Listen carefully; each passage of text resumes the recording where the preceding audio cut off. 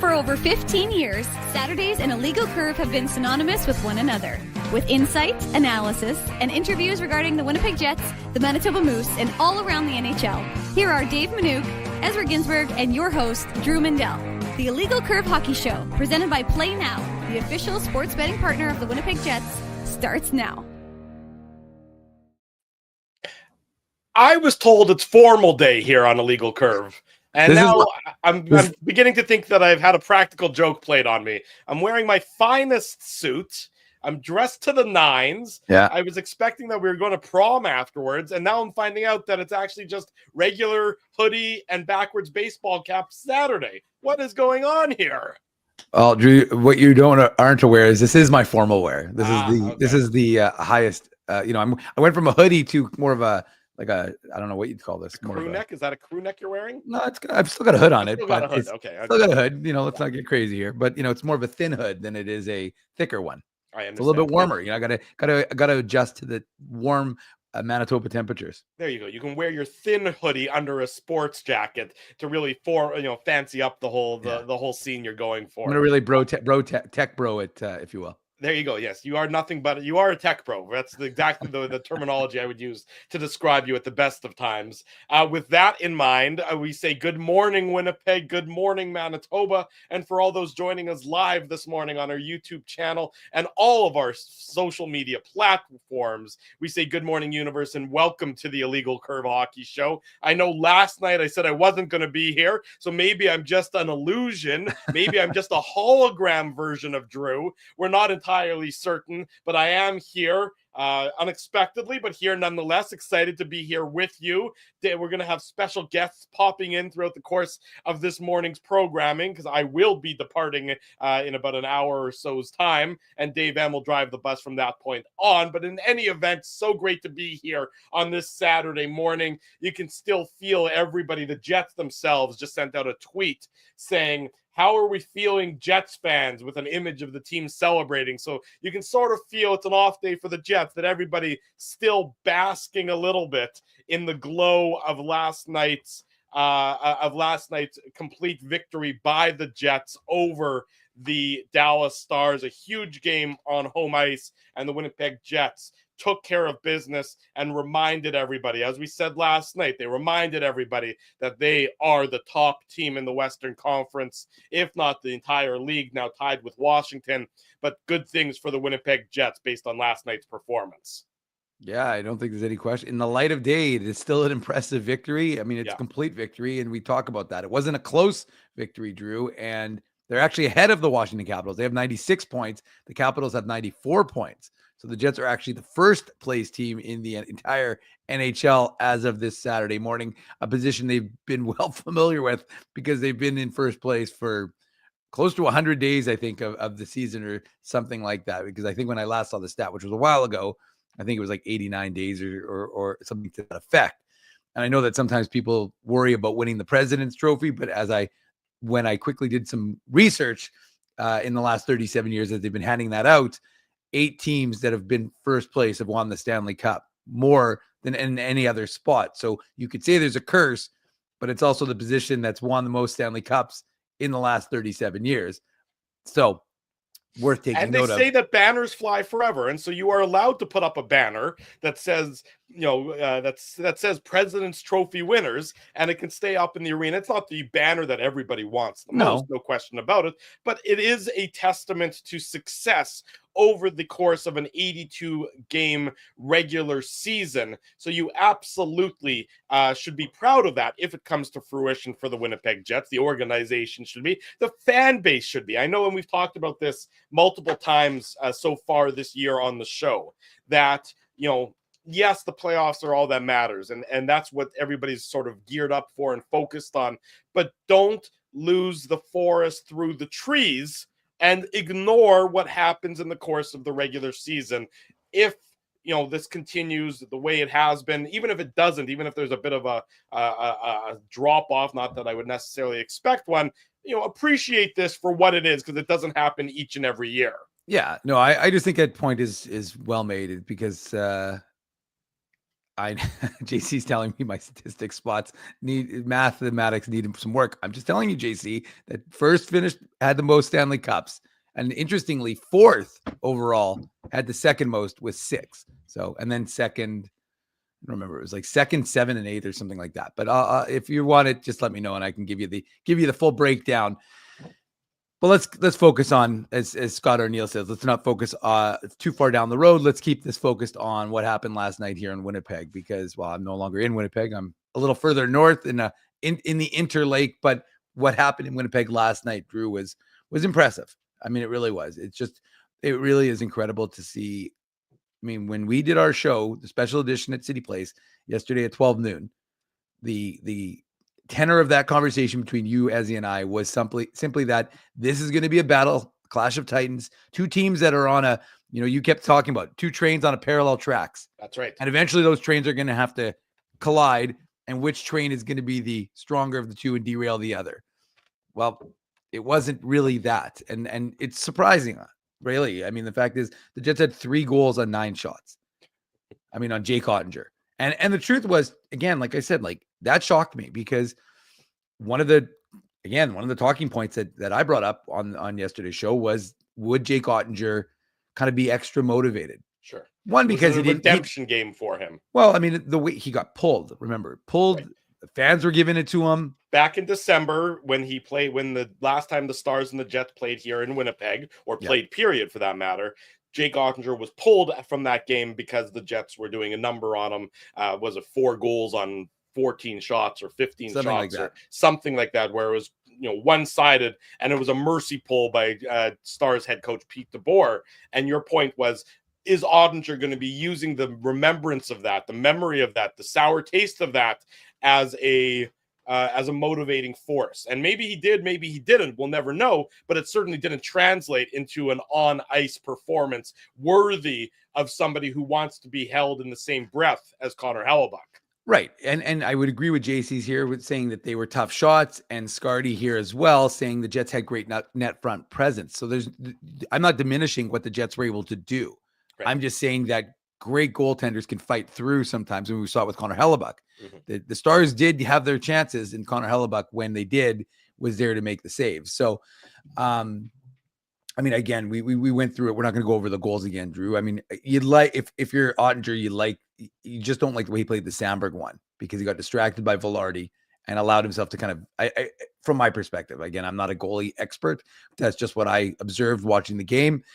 But ultimately, like, that is shocking. It's shocking that, and again, I know that it doesn't matter. It's the regular season versus the playoffs. And ultimately these two teams are not going to face each other, because like one of them is going to finish in first. And most likely, based on what happened last night, it is going to be the Winnipeg Jets, which is huge, because Colorado and Dallas are both very good teams. And I don't think that the Jets are going to go in a first round and it's going to be a 4-round sweep and it's going to be a cakewalk regardless of the opponent, because, even if Calgary is not the same as the Winnipeg Jets, they're still gonna do some damage, right? They're still gonna inflict some. Every team is gonna impact you to some degree. They're gonna leave you with at least a couple bumps, a couple bruises. That's right. Things of that nature. I mean, I don't care who you're playing or what the reality is. You're gonna feel something. You're not gonna feel as great at the end of a first round playoff series as you do, in the course of a regular game. There's going to be some bumps and bruises. Right. So anyway, so the point is, though, that while I wouldn't say that it's going to somehow translate later on, I just think it was an impressive statement game. Not that the NHL recognized that, because they're busy focused on the Oilers OT win on the front page of NHL.com. I mean, I got to tell you, it's still on the front page of NHL.com. And again, don't get me wrong, I'm not naive. I understand that Edmonton is a big driver, and you see it, but I have to tell you, like, it in that was a premier.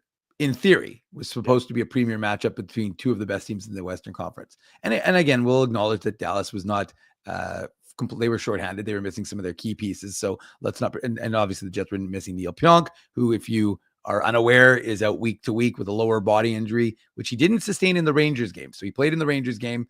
There is some thought that he took a shot in the Carolina game that may have done it, but Scott O'Neill alluded to the fact that it was something that had been bothering him. So perhaps that exacerbated it. And he's just going to heal up and just kind of get right, which is a good thing.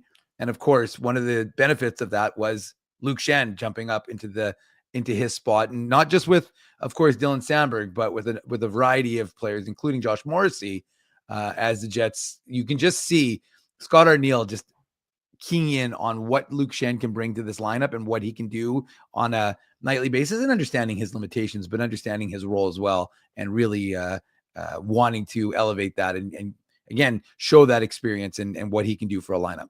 Can I read to you the post-game quote from Pete DeBoer last night? And for the audience, this is courtesy of our buddy Darren Bombing, who's the NHL.com correspondent here in Winnipeg. He writes the game recaps on NHL.com after each and every Jets home game. Yep. Here's Dallas head coach Pete DeBoer, quote, "We weren't competitive enough. I thought we made it too easy on their goaltender. They defended hard. We knew they defended hard. Their numbers said that, and we just didn't pay enough of a price to get inside and make it difficult for them. I thought defensively we were okay. We didn't give up a lot. I thought they were opportunistic on the chances they got, but we didn't do nearly enough to create offense out there." Mm-hmm. And, you know, I agree with basically everything he said in that quote. I don't know how great they were defensively. That's a separate issue entirely. I guess the Jets didn't have that many shots, so if you want to consider that. But I mean, I think that's just a testament to the Winnipeg Jets right there. Their smothering style frustrated and flustered the Dallas Stars. And it takes a lot to fluster professional hockey players, the talent of which the Dallas Stars have. But you could see it on their face as the game continued. You could see them getting more and more annoyed by the fact that every time they thought they had an opportunity, there was a Jets player on their shoulder. And every time they thought that they maybe got a step on that first Jets player, oh, there was another one to support right behind them. This was the prototypical performance from a defensive juggernaut. Mm-hmm. Jets are pretty damn good offensively as well, so I'm not taking anything away from them on that side of the game. But they know, and they've preached it for the last 2 years, 3 years, that it starts in their defensive zone. And you go back and you look at the goals last night, Dave, and you see that they all started with the Jets doing something right in the defensive zone before being able to transition the puck up the ice. Maybe the first Connor goal, I think, came off a bit of a face-off, if I recall correctly. So that's the only one that didn't start in the D zone with a turnover, but everything else started in the Jet zone and then transitioned 200 feet up the ice. And the Jets were just so good defensively that it made their offense click as well. Drew, the Jets have almost 20 less goals than the next closest team. I mean, I know the William Jennings Award isn't like some, but it looks like they're going to win it back-to-back years. Right. It'd be hard to believe that they won't based on the way things are going right now. I think the next closest team to them is 16 goals away. Yeah, and 15 goals away. The LA Kings. So the Jets have given up 154 goals. Yeah. The LA Kings have given up 169. Then Dallas and New Jersey at 170. So it's not like Dallas is typically a freewheeling, open season kind of team. They gave up 4 goals last night, which is unusual given their track record so far this year. Well, and that's one of the things I referenced. It was in the pregame report, and I mentioned it on yesterday's show. Is just if you look at the goals for and the goals against, these two teams are very similar. The only disparity really is that one is, I know that Dallas has been very good on the power play, but throughout the course of the season, their power play was 15th. The Jets were first, but their PK was first, and the Jets' power penalty kill was 15th. So, with the exception of those sort of differences, the teams are essentially, I mean, the Jets had better numbers, but they weren't significantly better. And so again, because context matters. I mean, the Jets have played 2 more games than Dallas. So of course they're gonna, there's some differences there. But like I said, this is just a team that was when you were talking, that's all I could think about, Drew, talking about that defensive play. And it was like, well, but how did the goal start? Right? The goal started because the Jets were smothering in their defense in their zone, and they turned over pucks and then turned them up the ice. And it's exactly what, Scott Arniel has talked about. And of course, before him, Rick Bowness, that's what they've preached. They've preached this need of defensive first hockey.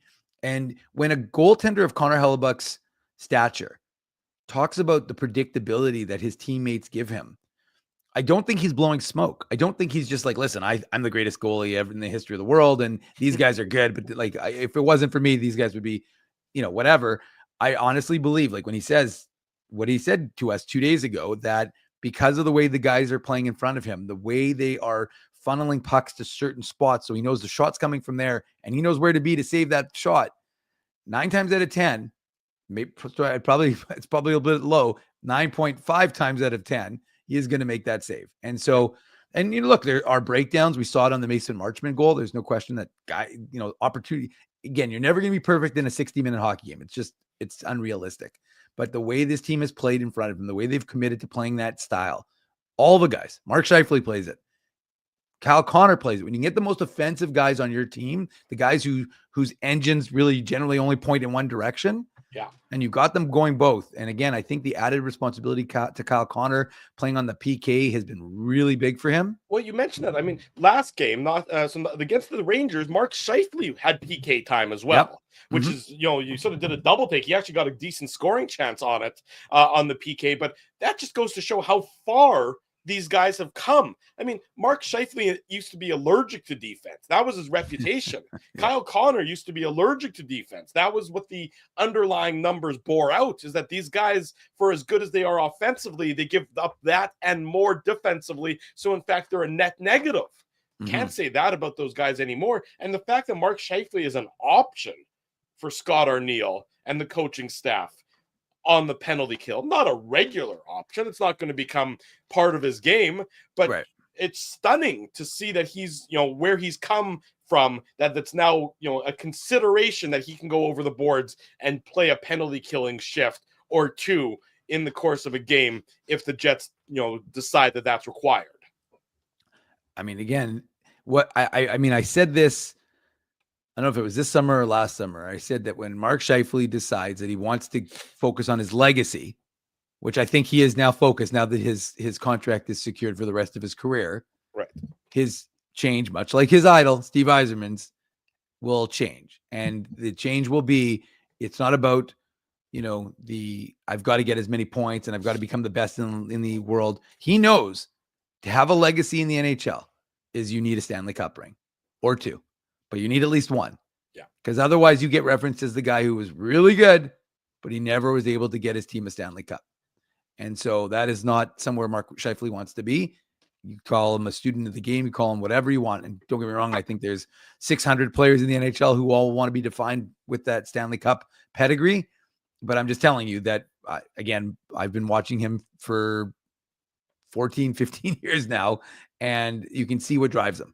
And there's no question that, to me, that's the legacy part. That's why Hellebuck re-signed, because he thought he could do it here, and Scheifele, and I truly believe that that's what these guys are focused on now.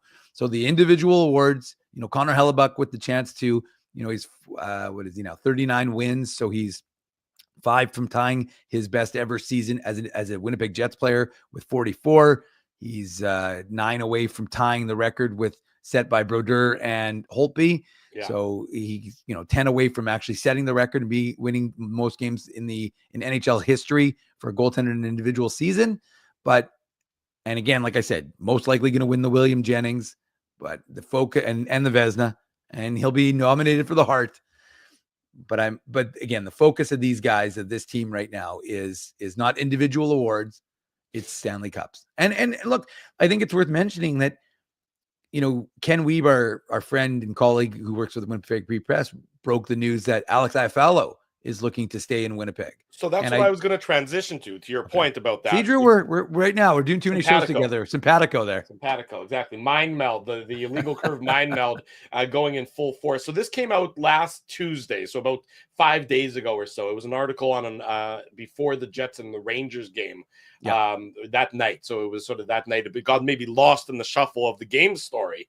I did, because you mentioned it, and I was like, where is that? And then you had to point it out to me. So it was the mind meld wasn't working at that point in time. It's working this morning. Yes. But Alex Iafallo, who of course the Jets acquired in the trade with Los Angeles that brought over Gabe Vilardi and Rasmus Kupari and a draft pick in exchange for Pierre-Luc Dubois, is talking to the organization about a contract extension. Here's the comment. Iafallo's camp was in touch with the Jets during the break for the Four Nations face-off, and the two sides continue to work on a deal that would extend his time with the organization that acquired him in the blockbuster.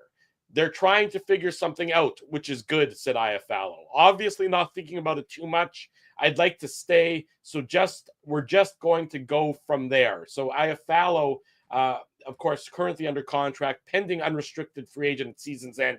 $4 million is what he's making this year at the age of 31. So he's getting a little bit up there in age. But if he wants to stay, you would assume with the rising salary cap that his salary is going to be somewhere, I would expect, in and around that $3 to $4 million mark, similar to what Vladimir Namestnikov just re-signed for on his 2-year deal. He got a slight bump up from $2 million per year to $3 million per year for the next couple of years. You got to figure Iafallo is going to be somewhere in that range as well. And again, Iafallo is not flashy, but he's so effective in the roles that the Jets have been deploying him in that every team needs players like that. And more so from the Jets' perspective is I don't think that there's a built-in immediate replacement for what he brings to the Winnipeg Jets organization.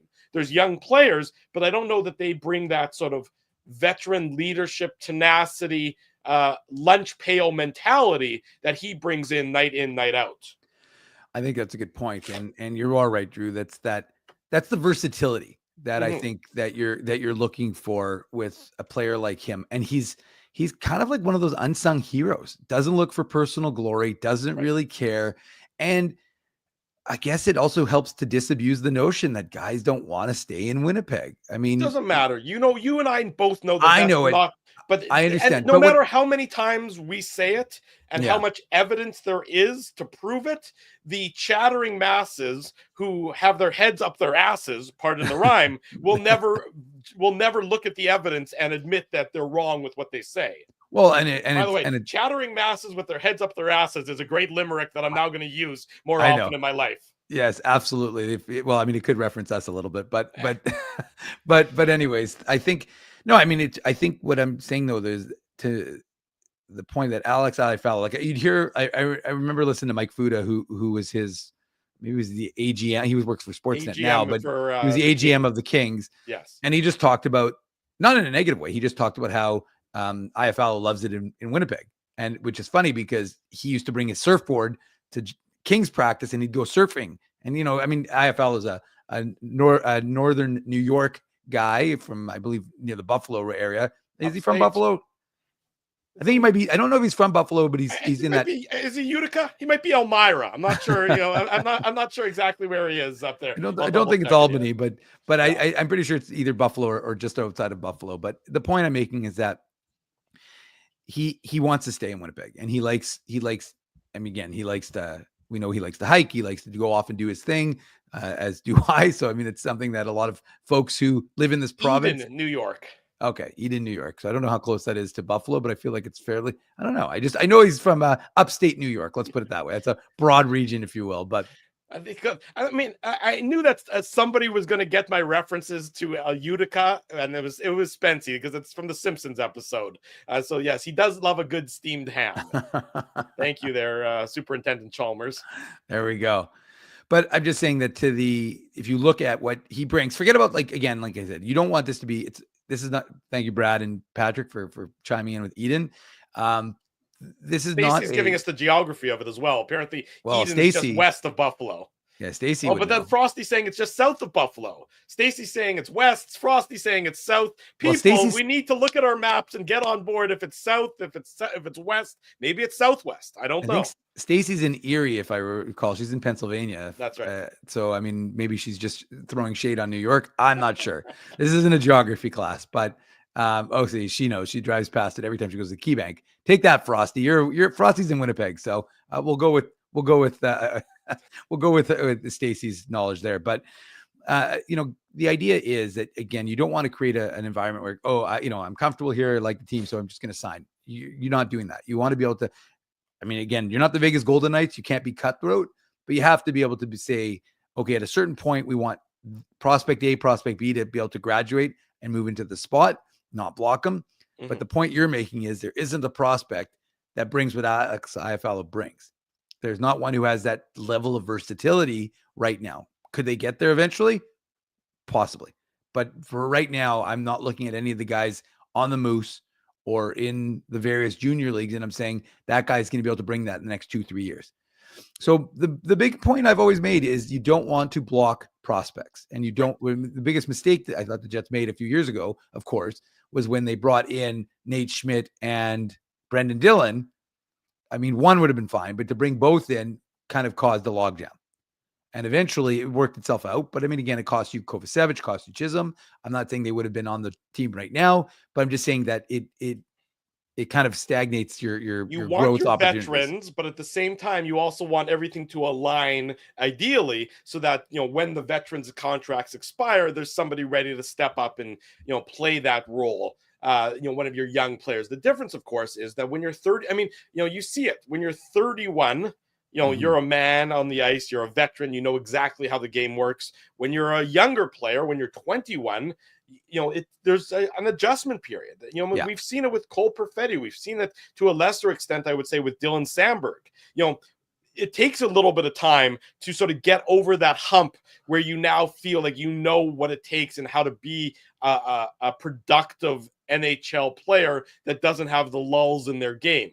Iafallo knows his role game in and game out, and is able to execute it. He's never at this stage in his career going to turn into a 30 goal scorer, but he's going to be a guy who gets you between 10 and 15 goals most every year. That's where he's at this year. He's at 10 goals. Last year it was 11. His career high is 17. That was a couple of years back with the LA Kings. Again, he's just a good veteran player. Every team needs them. The Jets have a litany of them. Nemesnikov, Iafallo, Niederreiter, Appleton, just guys who go out there, do their jobs, to use the Bill Belichick mantra from when he was the Patriots head coach. Yeah. Do your jobs, execute what you're supposed to do, and then everything else will take care of itself. Every team needs those guys. Not every team has those guys, and every team wants those guys when the opportunity arises. That's why the Jets, I'm sure, had an interest in making sure that Iafallo was part of that trade, the blockbuster trade as referenced in Kenny's article, just to bring him in and add him to a dressing room and a team that needs those sort of bottom of the lineup players. That really, frankly, end up winning you a variety of games every year. And that's why they're so important. I think it was our old buddy Rick Ralph who said that the old adage is that for every rookie or young player you have in your lineup, reduce one win from your 1 or 2 wins from your record at the end of the year, because rookies in the adjustment period end up costing you something. Right. The Jets, this year are veteran laden with a guy like Iafallo and everything else, and all the other guys helping to keep them at the record that they're at right now, which is atop the NHL with 46 wins and an incredible 67 games played. Again, what this team is doing, it's something we've never seen. I mean, and it's crazy to say that given what we saw last year, which we kept saying is something we've never seen. But this team didn't have any lulls, right? They've lost some games. They've lost some games in a row, but they've always managed to get out of it. And I think, to me, that is the testament to this team is again, I hate to keep using the same buzzwords, but it's the truth. Like the consistency with which they're playing, and they're doing it night in, night out. And they're doing it against good competition, doing it against bad. And that, to me, again, is another big statement, right? Because, it's one thing to do it against the lesser thans in this league. Philadelphia on the eve of the trade deadline. Sure. But I mean, they kind of pumped the New Jersey Devils, right? New Jersey Devils, I know they were without Jack Hughes, but New Jersey Devils are still third in the division, if I recall correctly. I mean, again, I don't focus that much on the East, but I think they're third in their division right now. So they're a good team, and they're a team that's wanting to stay there and not lose any ground. So the Jets were able to hand it to them. And more importantly, I mean, again, like I said, like not to overemphasize the importance of last night's win, but to be able to to get to 10 points, to not be, again, it just makes it so much more tight, and then puts so much more emphasis on the next few games. Whereas now, again, you don't take your foot off the gas, but you're ahead. And that, to me, is what's critical. Okay, Mitchell Clinton is set to join us on the program momentarily. We'll take our first commercial break, and then we'll welcome our good buddy Mitchell to the program. Saturday morning, the Illegal Curve Hockey Show. Drew Mandel, Dave Minuk. It's presented by Play Now. Stay with us. More Jets talk coming your way. We want to thank you for not betting with Play Now and choosing our illegal gambling site instead. Because we couldn't afford things like this without your money. So much of your money. Now you might have questions like, Do our profits benefit your community? No. Or bet with Play Now, Manitoba's local legal and secure gambling site. Dining, entertainment, parking, and convenience, all in one spot. City Place is located in the heart of downtown Winnipeg, attached to the Canada Life Centre. Whether you're working, living, or out for a night in the downtown, make City Place your go-to destination before or after the fun finds you. Lunchtime, game time, anytime, visit City Place at 333 St. Mary Avenue, next to Canada Life Centre. Holt Dental, the new official dentist of Illegal Curve, has a philosophy rooted in two unyielding principles: genuinely caring about patients and providing outstanding service. Being a patient of Holt Dental means more than just checkups and treatments. It's taking the time to listen and talk to each patient so they can achieve the best long-term health, functionality, and aesthetics for their teeth, mouth, and gums. Conveniently located at Grant Park Festival on Taylor Avenue, Holt Dental is dentistry of the highest quality in a comfortable and relaxed environment. For more information, visit holtdental.ca. Oh, and there's plenty of free parking at the front door, too. Celebrating its 40th year as Winnipeg's home for stand-up comedy, Rumors Restaurant and Comedy Club has recently been named Canada's top comedy club and a top 5 comedy club in North America. From birthday parties to date nights to fundraisers and everything in between, Rumors is your destination for the best and most affordable live entertainment Winnipeg has to offer. For more information on upcoming shows, Rumors' incredible promotions, and to purchase tickets, visit rumorscomedyclub.com. At Boston Pizza, a fast lunch doesn't have to mean fast food. Now you can get a $15 lunch served in just 20 minutes, including your choice of a main, side, and drink. That's right, lunch for $15 at your local Boston Pizza. Bottom of the hour. Welcome back to the Illegal Curve Hockey Show. Drew Mandel, Dave Minuk with you. This segment brought to you, the whole show brought to you by our friends at Play Now. Learn to bet with Play Now, the official betting partner of the Winnipeg Jets. Sign up and get up to $250 in bonus bets. Conditions apply. 18 plus. Enjoy responsibly. Mitchell Clinton, a man who definitely enjoys responsibly. Good morning. Welcome to the Illegal Curve Hockey Show. We are all sort of just basking and recapping the dominant victory by the Winnipeg Jets last night. And we were saying, and we said it last night on the post-game show, and we said it this morning, that just a testament to the belief and the buy-in of the players of the Winnipeg Jets, the way that they smothered and controlled the game against the Dallas Stars, growing their opponent more and more frustrated period by period, culminating in that 4-1 victory. Yeah, you think of, the fact that Jason Robertson had an 8-game point streak coming in, and he had a couple of looks. Absolutely. Good players are going to get their looks. But what really stood out to me from the Winnipeg Jets, and we've seen it a lot this year, is when they're at their best, it's not just that they're defending super well in their own zone, right? It's a 5-player forecheck up the ice. And there's a couple of situations on the Scheifele play, the one that ends up going off the post and stays out at 1-0, where it's Winnipeg forcing a turnover. And on a couple of goals that Winnipeg scored, it was a defensive play that led to it, right? Dylan DeMello helps lead to the opening goal. Josh Morrissey stepping up in the neutral zone for the second goal. So Winnipeg, when they defend as a unit of 5, man, it is frustrating for teams to play against. We saw that from the Dallas Stars. And, obviously it's a nice little statement made for Winnipeg. But I did enjoy what Kyle Connor is almost like his disposition last night after the game, where he was just kind of like, yeah, it's 2 points. It's like, I don't know, man. I was pretty excited watching that game, but just kind of speaks to, I guess, where Winnipeg's mindset is at as they get ready to head on the road here. You know, Mitch, you were in the media scrum with Connor Hellebuck the other day, and his comments to me, I thought were really interesting and insightful, just in terms of when he was talking about how he plays the game. And, you know, I think Mike McIntyre was the one who asked him the question, just saying, like, is this the best hockey you've ever played in your career? Oh, sorry, it was Kelly Moore who asked, but basically just asking about if this is the best hockey.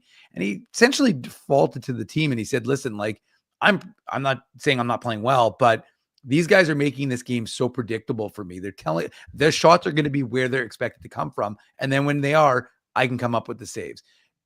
Are you noticing that? I mean, again, you're in the broadcast booth, you're around the team a lot. Are you seeing that this year more than any other year, perhaps, that this team is making it predictable? And when you make the game predictable for the best goaltender in the NHL, that's good. That's probably a pretty good thing.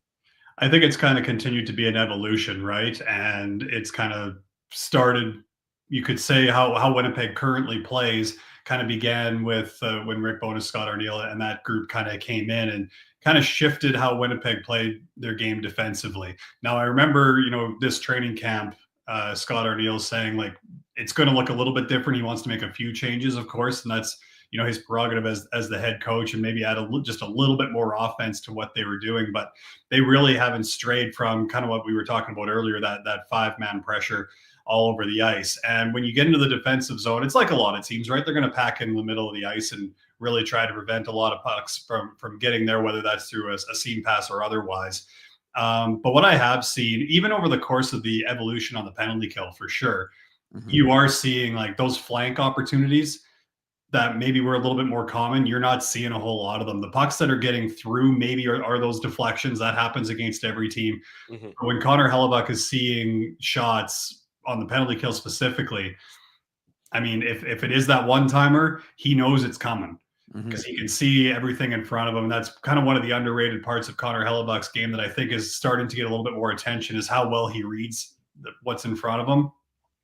And even last night, you could see there was a situation off of a Dallas offensive zone draw, so defensive zone draw for Winnipeg, where a puck comes through off of a Dallas one face-off, and Hellebuck makes the save, no rebound. But then he's quickly talking to Luke Schenn right after that. Just about, he's kind of pointing to different spots on the ice. And no doubt that's exactly him just kind of getting Luke Schenn in line with exactly what he needs to see. Because those conversations with the defenseman in front of him have been going on for years, right? There's been a pretty steady run of continuity in front of him in that regard. So, yeah, like at 5-on-5, obviously a little bit more difficult to keep things as predictable as maybe on the penalty kill. But yeah, for the most part, a lot of those pucks are coming from the outside. And the other thing that Winnipeg's done a good job on, that Connor Hellebuck's kind of referenced as well, is clearing that front of the net. You know, you look back at the series against Colorado, there were a lot of deflection goals that, you know, Winnipeg would, you know, really want to clean up as they got into this season. And I think they've been very, very good at that over the course of this year as well. Mitchell Clinton, our guest on the Illegal Curve Hockey Show. It's presented by Play Now. You know, Mitchell, of course, is a Winnipeg Jets analyst working alongside our good friend Paul Edmonds. No truth to the rumor he gets hazard pay for doing that, but that's a separate issue entirely. But Mitchell, you mentioned the sort of the on-ice communication there that you saw between Hellebuck and Schenn. And of course, they've only played 2 games together, so they're learning about one another. But when the Jets are at their best, and this isn't just true for Winnipeg, I guess it's true for every team in the NHL, it's almost like the players aren't thinking out there. It's second nature. And I thought that that's how it was yesterday, particularly, that they knew exactly where they needed to be. And they knew how to support one another, you know, with, if Dallas makes a play and they get past one person, there's another guy right there to support. And just to your point about the 5-man defensive unit, I thought you saw that just at its absolute pinnacle for the Jets last night. And hockey players, when they're at their best, they're not thinking out there. It becomes second nature. It's habit forming. And the Jets, to me, this year have been playing just such a comfortable game that it's almost become routine for where they need to be on a given play.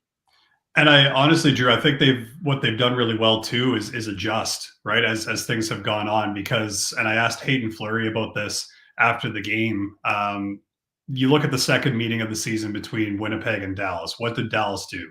Well, Dallas stretched the ice really well. They were able to get stretch passes to the middle of the ice and kind of break through Winnipeg's 1-2-2, the kind of like the way that they want to play the neutral zone, right? Mhm. Now, granted, Winnipeg was at the end of that 11-13 on the road, like a really tough kind of situation for them schedule-wise. But that aside, because we know that they don't want to use that as an excuse, I asked Hayden Fleury about that. I said, back in December, they were able to kind of pick you guys apart a little bit in the neutral zone with those stretch passes and create opportunities off that. What did you guys do so well that allowed you guys to contain Dallas as well as they did? And he basically said, and it's stuff that we've really heard over the course of the year, and this kind of tells you how second nature things are at this point. He said, look, Dallas is going to want to send that weak side winger out. That's going to pull your weak side D out, and that's going to leave them some space, right? So your defense that has to back off is 110% relying on that forward coming back to be able to cover off, right? And how many times did we see that? I mean, I remember seeing Adam Lowry coming back and eliminating a rush chance against. Perfect position. It's angling perfectly. He's taken away the middle of the ice. He's using that long reach, no shot available, no pass available, and the Stars player ends up in the corner and nothing happens, right? So like there's been a lot of that too, but it all goes back to those foundational things that we talked about. And then once all those things become foundational, you know exactly where you need to be on the ice. It's not thinking. You know where your releases are. You know where you have puck support. Like even on the goal that Kyle Connor scored last night, his first one, we had him on in the first intermission, and I asked him, what's your read there? Because, he goes into the corner initially on support to help Gabriel Velarde, gets a stick on it. Then Mark Scheifele arrives there, and all of a sudden Kyle Connor reads, okay, we're probably going to win this battle. He bumps out into that faceoff dot, and it's in the back of the net. He just kind of said, as the only lefty there on that line, that's a good spot for me to get to because I know Mark and where he wants to put that puck. His first thought is get it to the slot if possible. And how many times have we seen them just almost know exactly where they are? And that's, that can lead to offense. It can lead to great defense. It leads to great play in the neutral zone. And it's a big part of why Winnipeg is so good defensively and offensively all over the ice. Mitchell, I don't want to be accused of recency bias, and technically there'll be a little memory bias if I'm talking about Brandon Tanev as well. But to me, the additions that they made at the trade deadline, and I know that, and I had a bit of a rant on it last night on our show, just this idea that, immediately there has to be declared trade winners and losers, and the teams that, and you don't know this. We won't know this until the season is over and you look back. But, that's just the nature of the beast. That's just what gets clicks, I guess.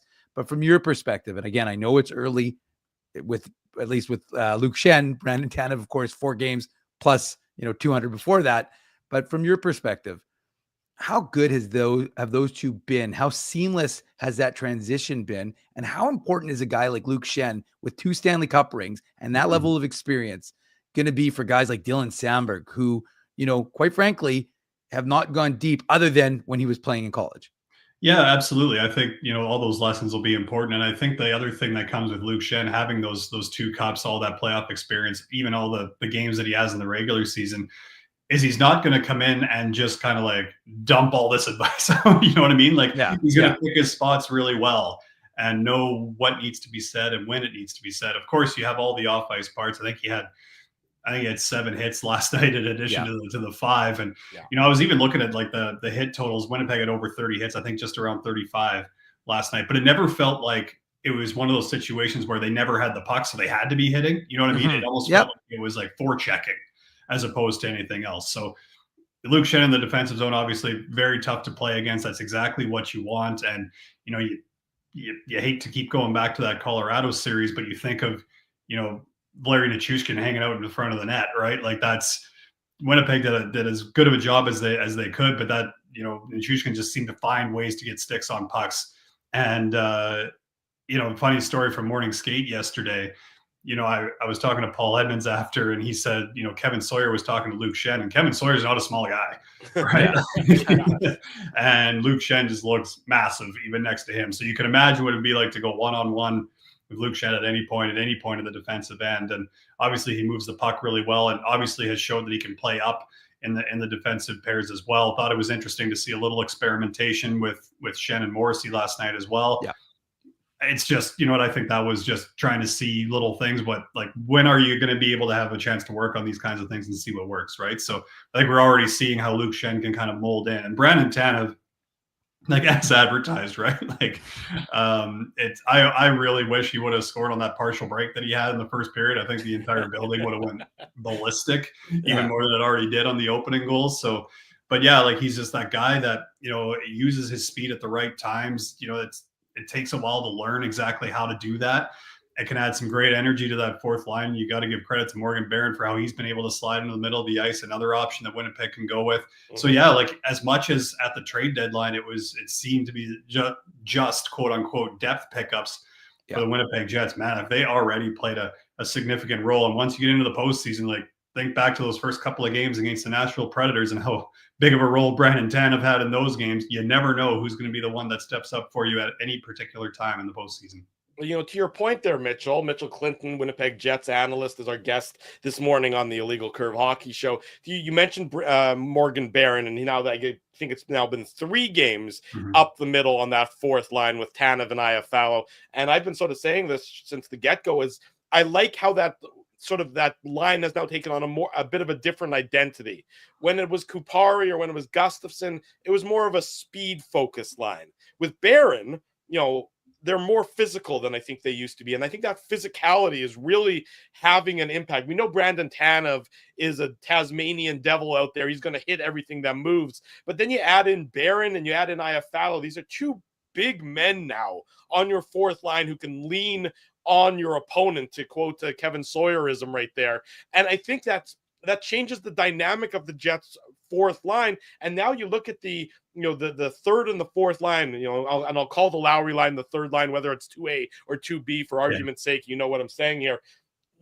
Those are big, heavy players who are going to lean on the opponent, shift in and shift out. And then you got the talented guys up front who are now able to dazzle a little bit more. I just like the idea of sort of turning that fourth line from a little bit more of a speed line to a physicality line, still not slow by any stretch of the imagination, though. Yeah, there was a shift last night where the Lowry line went to work below the goal line, and I remember saying to Paul on the air, I was like, imagine being an opposition, in that case the Dallas Stars, where all right, I've won this puck battle against Adam Lowry, 6'5", and it's bumped across the wall a couple of feet to, oh, great, 6'2", 225, Nito Rider. Great, I'm about to do this all over again. You know what I mean? So, yeah, that can really add up, especially over the course of, you look ahead, and I know the Winnipeg Jets don't like to look ahead, but in a postseason, that can be valuable, right? Like, and having options can be valuable. Like,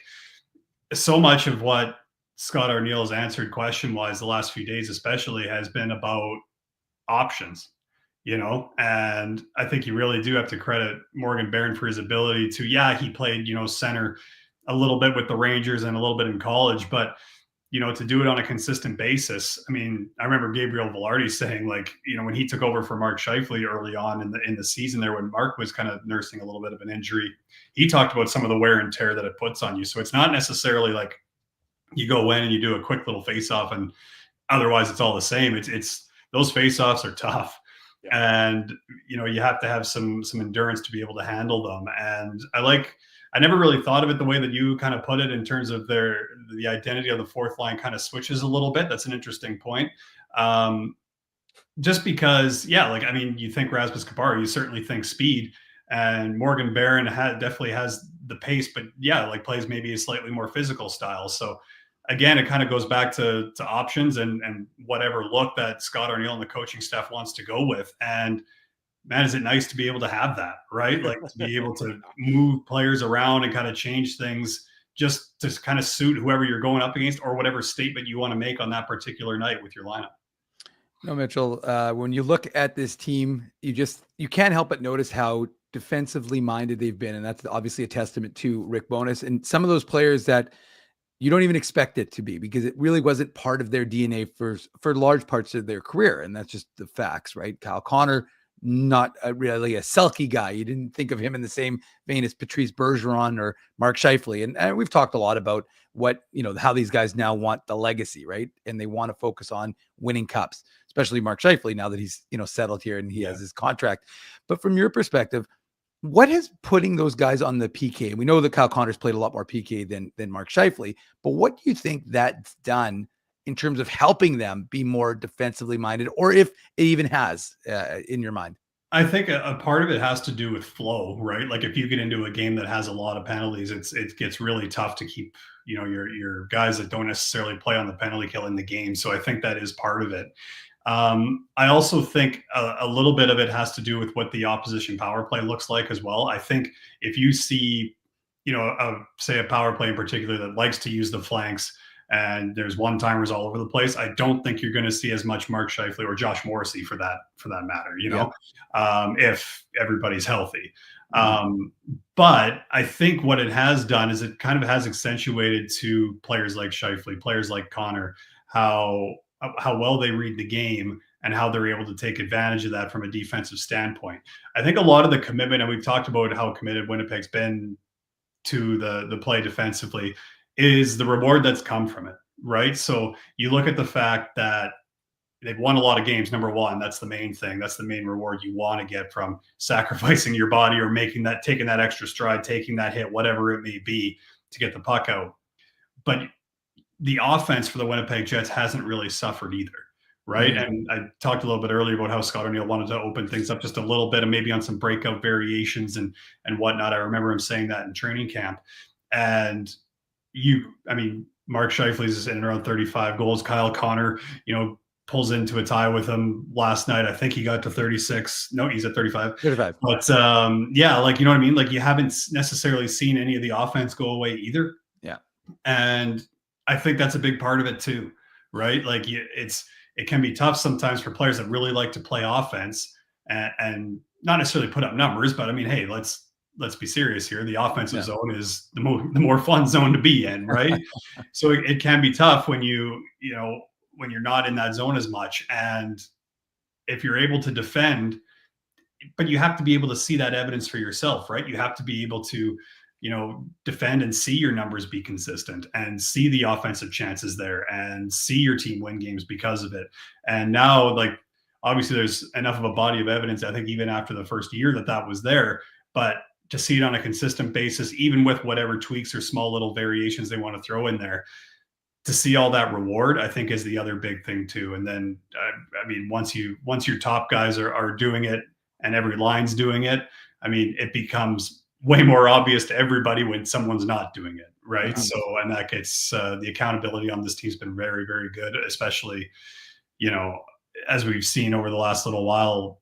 It's if you're not kind of up to that standard, these players have been able to kind of give each other a little tap on the shin pads and be like, hey, let's go. And we've seen a lot of that, and that's why they're tops in the NHL right now. No question about it. As they say, the best teams, the best dressing rooms are player-driven, not coach-driven, and this is certainly a player-driven one. Mitchell, we'll let you go on this last question. Just going back to last night's game, the penalty kill, we talked about a little bit on the macro level, but the micro level, I can't recall a penalty kill where the penalty killers are on the ice for an entire 2 minutes, yet the structure doesn't break down at all. To me, that sequence may have been the most impressive sequence of a game, that there had plenty of incredible moments. Usually you're on the ice for 2 minutes, you're gassed. There's going to be gaps that open up. There's going to be lanes that open up. There wasn't a passing lane. There wasn't a shot lane for the Dallas Stars, even at the end of that 2-minute power play. That to me was just exemplified the Winnipeg Jets and their attention to detail. And anybody who watches the show knows that that's the cliche I rely on all the time, and you can all take your morning shots at this point in time. I said attention to detail. I hope you're not drinking this early, but no judgment. But in any, whatever you're drinking, that's fine. That looks healthy. I don't think that looked like it could have been a stout. I don't think that was a stout beer though. I hope. No. But to me, that was just an incredible sequence in a game full of them. Yeah, exactly. Because especially when you get into that last 40 seconds of that PK, that's when things get real difficult, right? Like the legs are heavy. You can't pressure on your typical pressure points or any of that. So I thought Adam Lowry and Alex Iafallo had a couple of really good switch offs at the top of the zone. Like one is the high forward, one kind of working the flank a little bit. And honestly, at that point, it kind of just comes down to guts and desperation, right? Like that's pretty much exactly what it was, but it kind of exemplified the work ethic that we saw from the Winnipeg Jets last night.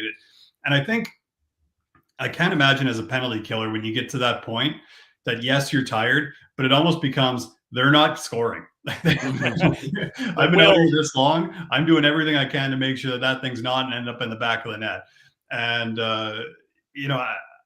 even at the end of that penalty kill, how Adam Lowry pushes that puck up ice, throws a hit. Like, it's those little details like you talk about that make such a big difference, because that ultimately allows Winnipeg on the long change at the time to be able to get the full change that they needed. So, yeah, I was very impressed. I mean, really since January 5th, that penalty kill, I think going into last night, was 5th in the NHL in that regard. So that penalty kill has kind of quietly over the course, especially the second half of the season, really shown itself. It kind of went into last night's game 15th overall in the National Hockey League, but on a micro level, like you talked about. And I think it's been long enough that we're bordering on getting to macro. That penalty has become an absolute strength for the Winnipeg Jets, just like the power play. Well, to your point, Pete DeBoer, as I read this quote out earlier in the show. We weren't competitive enough. That's what the Stars head coach said. They defended hard, they being the Jets. We knew they defended hard. Their numbers said that, and we just didn't pay enough of a price to get inside and make it difficult for them. And, music to the ears of the Winnipeg Jets to hear that from an opposition head coach, praising the opponent while lamenting his own team's performance. 4-1 for the Jets last night.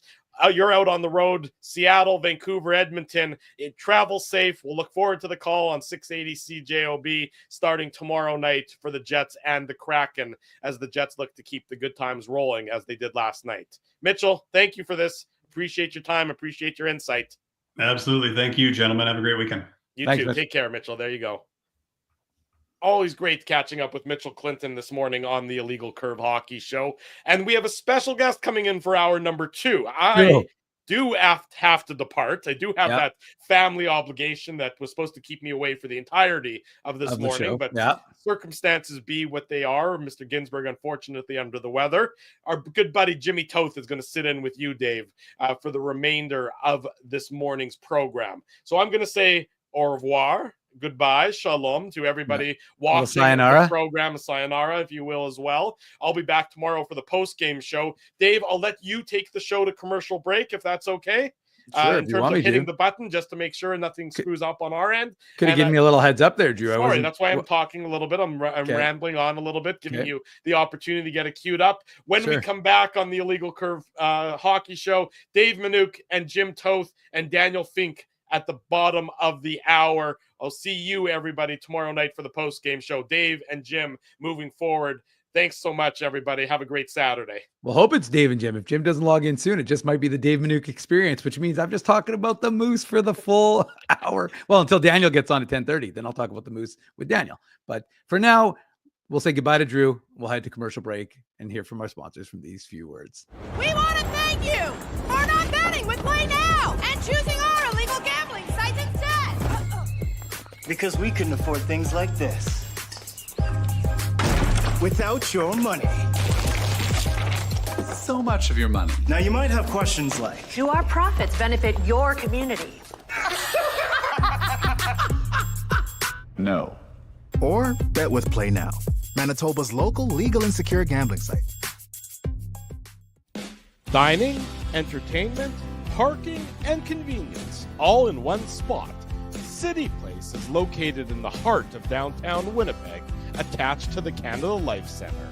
Whether you're working, living, or out for a night in the downtown, make City Place your go-to destination before or after the fun finds you.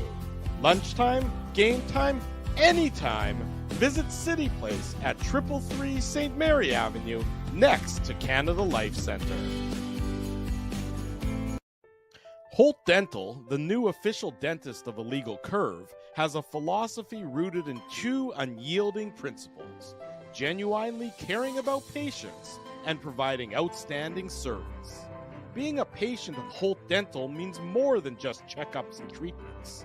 It's taking the time to listen and talk to each patient so they can achieve the best long-term health, functionality, and aesthetics for their teeth, mouth, and gums. Conveniently located at Grant Park Festival on Taylor Avenue, Holt Dental is dentistry of the highest quality in a comfortable and relaxed environment. For more information, visit holtdental.ca. Oh, and there's plenty of free parking at the front door, too. Celebrating its 40th year as Winnipeg's home for stand-up comedy, Rumors Restaurant and Comedy Club has recently been named Canada's top comedy club and a top 5 comedy club in North America. From birthday parties to date nights to fundraisers and everything in between, Rumors is your destination for the best and most affordable live entertainment Winnipeg has to offer. For more information on upcoming shows, Rumors' incredible promotions, and to purchase tickets, visit rumorscomedyclub.com. So you're a pizza person, you married a wing person, but somehow your kids are salad people. You can't pick your fam, but you can pick your BP meal deal, starting from $18.99 for takeout or delivery at bostonpizza.com.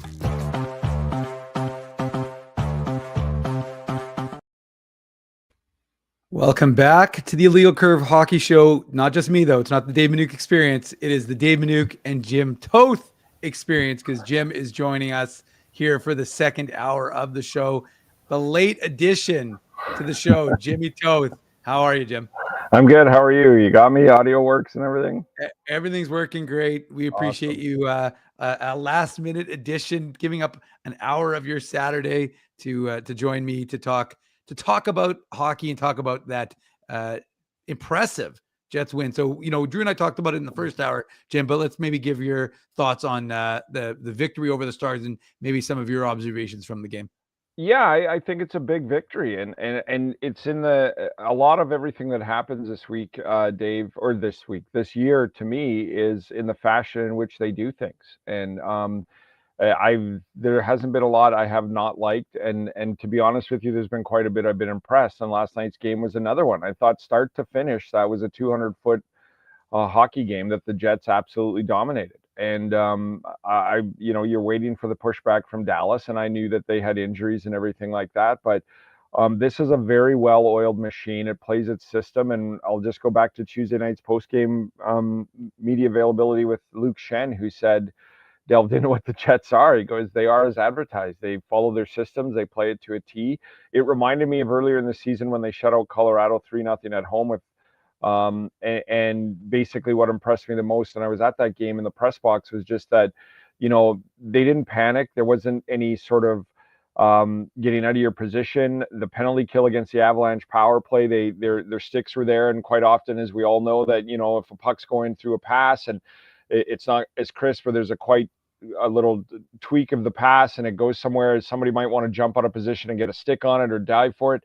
There was none of that. And I thought last night too. And then the first line, right? Like, we're talking about how the big guns loaded up, and rightfully so, this past week and a half. But to me, that was a dominant performance and really showed what the Jets are if they can play that game consistently, which that I think is another part of this season. They've been very consistent. They've won a number of games in different fashions and can win. But I thought, Scott Arniel started the top line and said, this is a top game. I like this season, Dave. They're taking ownership of everything. And Scott Arniel is giving ownership to the people that he wants certain things from. And I think it was Murad who asked a question, or somebody else last night in the post game too, that Arniel had said, I think you've been specific with whom you start in certain games. You started the top line. I think Murad's right about that. Scott Arniel is like, you guys want to elevate yourselves. You guys want to take that next step. There are key times, there are key moments when I'm going to play you in those moments, and you have to step up. And I thought the start of last night's game was one of them, and the top line was phenomenal. I know Dallas is banged up. Yeah. But banged up has nothing to do with how the Jets outskated them, out-hit them, and dominated the game. And so I don't want to get too far ahead of myself. I said going into it, it's a big game, but it's not defining or anything like that. Right. But what it is it's like, here's our resume, and the resume is changing. Well, and one of the big changes to that resume were the additions, because even though I would argue that they nibbled around the edges rather than making big splashes, and I'm on board with saying you don't have to make a big splash in order to have an impact and in order to win a Stanley Cup. Just what are your sort of, we all know Brandon Tanev, we know what he brings, but the Luke Schenn addition, and again, like, he just is an element that the Jets didn't have. And I know that, you'd want a guy like Dylan Sandberg, but even Dylan Sandberg, when we spoke to him yesterday at media availability, said, Kelly Moore, your colleague at CJOB, jokingly called them the Bash Brothers. He goes, well, I'm not really the Bash Brother quite yet. We'll be the Block Brothers. That is fine because they're both block shots, but they're not quite the Bash Brother level. From your perspective, the Stanley Cup rings, the pedigree, I mean, obviously the Neal Pionk injury is significant, but then of course you get him coming in and he just seems to the key, one of the things for me from what I was watching was, and I've mentioned this before on the show, was when I saw Matt Rempe come in and come up to, in trying to impose his will, big guy, 6'9", whatever he is, and not really fearful. But our photographer, Colby Spence, has a picture and it's like Luke Schenn standing up to him. And you could see that Rempe's hesitant. And that to me is something the Jets didn't have anyone who has made anybody hesitant to come near that crease. Luke Schenn does that. What are you observing only 2 games in? Yeah, well, what I like about Luke Schenn and why I thought it was a good idea, and then we'll get in the whole trade deadline stuff if you want. But look, he is what you said. They had a help wanted sign out. And the help wanted sign said big physical defenseman who's going to make you pay a price. And block shots and penalty kill. And so help wanted sign answered. What they got in him though is, and I tried to explain this a little bit on our podcast this week a bit. So Josh Morrissey is so good defensively, but he's not big, hulking, a ton of weight to him. He's still a good size. Neal Pionk's a guy too that I find positioning is a big thing and things like that. Again, back to our Neal comment, when I watched the first game against the Rangers, and then he said that, you got to go a long way to get around him. So he's big, physical, and mean, but yet he's also very sound positionally. And so then that makes a difference, right? Like Pionk can be, positioned very well, but Rempe's probably going to push him a bit. And we've seen in the playoffs where he does a great job defending Connor a couple of years ago in that Oilers series. But Draisaitl, all of those guys get down low, or Connor, and you're going to push him a little bit. You can't push Luke Schenn. He's going to push you. And then the idea that he's also very sound, positionally sound, and defensive minded, and knows where to go and where to be, it just makes it that much harder. Like, I lost position here, but I'm going to force my way to the net. You can't do that with Luke. And if Luke's positionally sound and stuff, and then, I think he came off against the Rangers off the side of the net and just hammered somebody in the corner. And then the penalty killing. And then, as you said, the Stanley Cup championships, he's also not a guy coming in going, yeah, I won a cup, right? And I don't think Toffoli did that either. And Toffoli was the first one to say that was 10 years ago, right? He's a guy who's in the past 5 or 6 years has won some cups and knows what it takes. And then Paul Edmonds made this point on the pregame, and I kind of stood out to me in the first game against the Rangers about Luke Schenn. And he said, Morgan Riley's best season as a defenseman was with Luke Schenn. Quinn Hughes came out of his shell a bit and started to develop a lot more with Luke Schenn there. And I thought, this isn't just a 5'6" guy. This is a guy that, and we've kicked this around with Cam on Jets at Noon, that could you see him maybe up with Morrissey? And I'm like, yeah, in certain instances I could. That's why I was fascinated by last night, him going up with Sandberg. And I kind of was the same thing when I saw it in the morning. I thought, man, Sandberg doesn't like to say it, but he will hit you. And I think Sandberg's a little more Morrissey. He's a really smart defenseman, but he has more size. And when the opportunity's there, like Morrissey, he will hit you. I wonder if that Luke Schenn will bring that a little bit more out of him. And I'm not trying to change Sandberg at all. I think he's been fantastic, but I just like the addition. It's somebody, and he's not like last year, no disrespect to Colin Miller, he was brought in to be an extra D-man, and that's what he was. I think when that trade was made, people thought, oh, he's an extra D-man, and I didn't. I took somebody who said, Stanley was terrible in Carolina and blah, blah, blah, and now what? And they didn't acquire anybody. I said, well, they got Luke Schenn. And I said, you're right, Stanley was horrible in Carolina. And I said, I think the days of, I've had this theory, Dave, they ran Stanley out for 50 games straight, no matter how he played or what, because they wanted to know what they had. Absolutely, I agree. And I said, and now they've made this trade for Schenn. I don't think it was a depth defenseman. I think he was brought into the lineup, and the other positions are decided now. You've had your run. There's less than 20 games to go. Whoever plays well is going to play. That's how Stanley got into the playoffs last year for 2 games, and then he had a bad one, and they pulled him. This isn't an organization that's not all about winning. They're all about winning, and I thought Schenn was brought in not to be an extra veteran D-man and a presence. I thought he was brought in to play and make the team better. And then what also makes a team better is look at Fleury, right? Stanley had a bad game. you're sitting now. This is the last 20 game push. This is how we decide who plays in the playoffs. Fleury comes in, plays well, gets another game. I thought he played well again last night. I think he's going to get another game. And then when Fleury maybe plays poorly or somebody else gets injured, then Stanley might get a look or somebody. But that's what he's brought to this. And then you add in the cachet of he's not a guy that's going to walk around and go, look, I've done this. Trust me, do this. He's a guy who's going to walk around and say nothing until something needs to be said. And then he's like, guys, this is how it, and I like that aspect of it too. So, and the fact that he's here for another year, I was worried about speed, but last night it didn't bother me, and it didn't bother me against the Rangers. And I thought the Rangers tried to turn that into a track meet. So I really like the acquisition and the fact that he's got another year here. I think it's a big move for Kevin Cheveldayoff and the kind of move he did with Colin Miller. I really like Colin Miller too. And these deadline acquisitions are often thought about at the deadline, and I don't think Kevin Cheveldayoff is a GM that can think about just the deadline. Right. Yeah. That's a good point. And one of the other things that I'm curious to know your thoughts, Jim, because I had talked about it significantly throughout the course of the early part of the season because I thought the penalty kill was an area of concern for me. The Jets penalty kill wasn't up to par. Their power play was great, but I just thought, you don't have to be a top 5 penalty kill to win to win a Stanley Cup, but you need to be better. And the Jets were in the bottom third of the league, and that wasn't good enough. Now, if you look at the numbers right now, the raw numbers, they're 15th overall. But as we just discussed with Mitchell Clinton, they're I think the top 5 penalty kill since, I don't remember if it was since January. I think before the Rangers game, they were 8th best penalty kill since January 1. Yeah. Okay. So 8th best. So they've probably improved on that now, and they're probably 5th.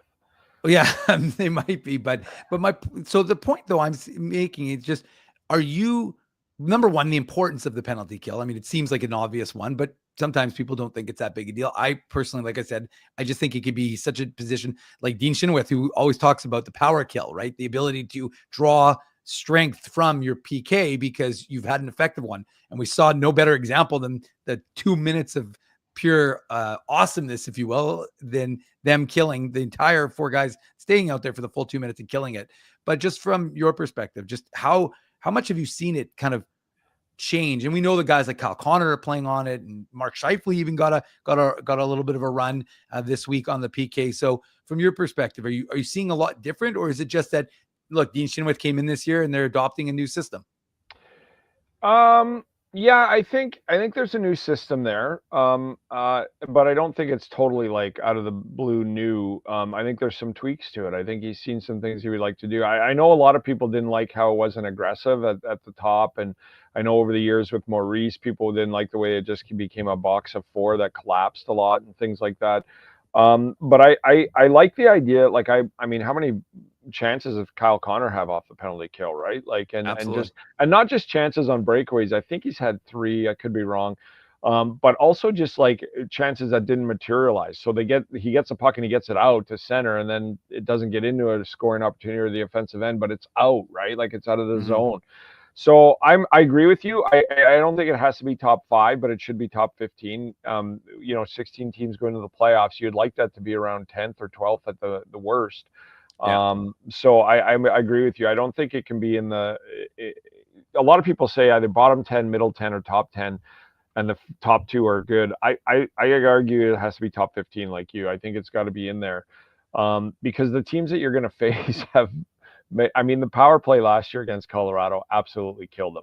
And I've said this before, and I've said it a lot. Even when it didn't score, they would have 5 minutes after that power play where the Avalanche were just skating them into the ground. And it was like, drugs to the power play in Colorado was like drugs. They just kept going after it was over, even if they didn't score, and then they were scoring. So I think it's an important piece, and I think Luke Schenn adds to that. I think Brendan Tanev adds to that too, right? Like, Brendan Tanev, I think, is that forward that he looks like he's a lot busier than he is. Like you get your Lowrys who sort of face and the Scheifele's and the Connors and try to get a stick in there.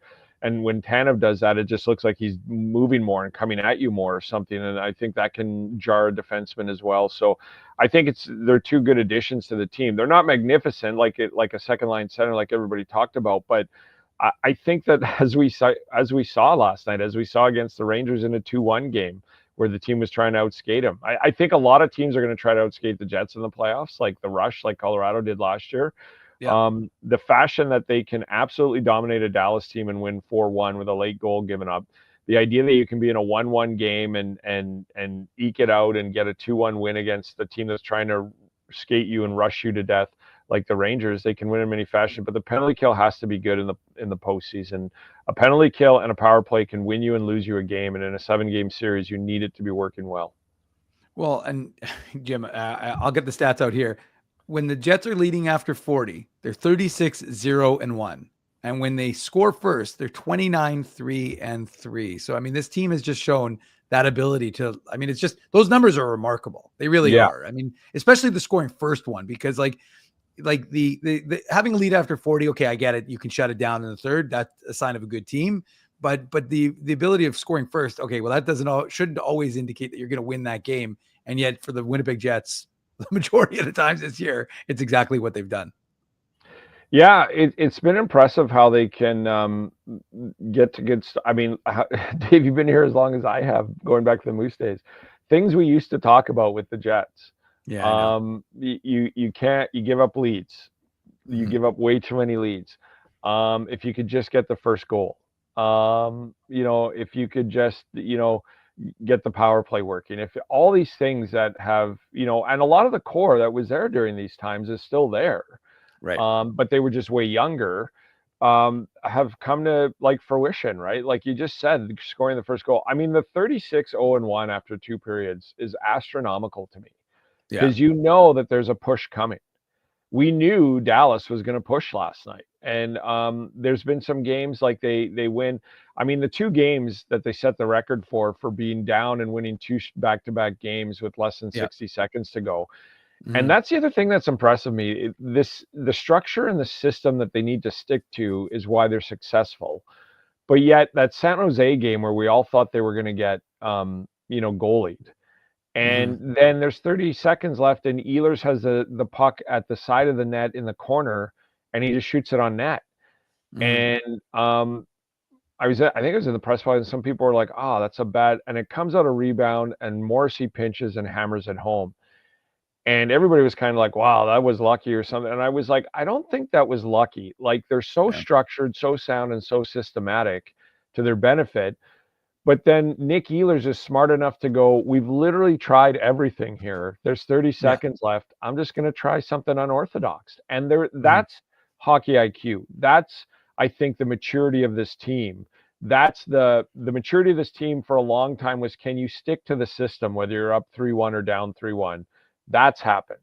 And then there's still the wherewithal to go like, I'm just going to try this because nothing else is working. And I thought like, that's the kind of play that if you're a teammate or the opposite side defenseman that goes, what are you doing?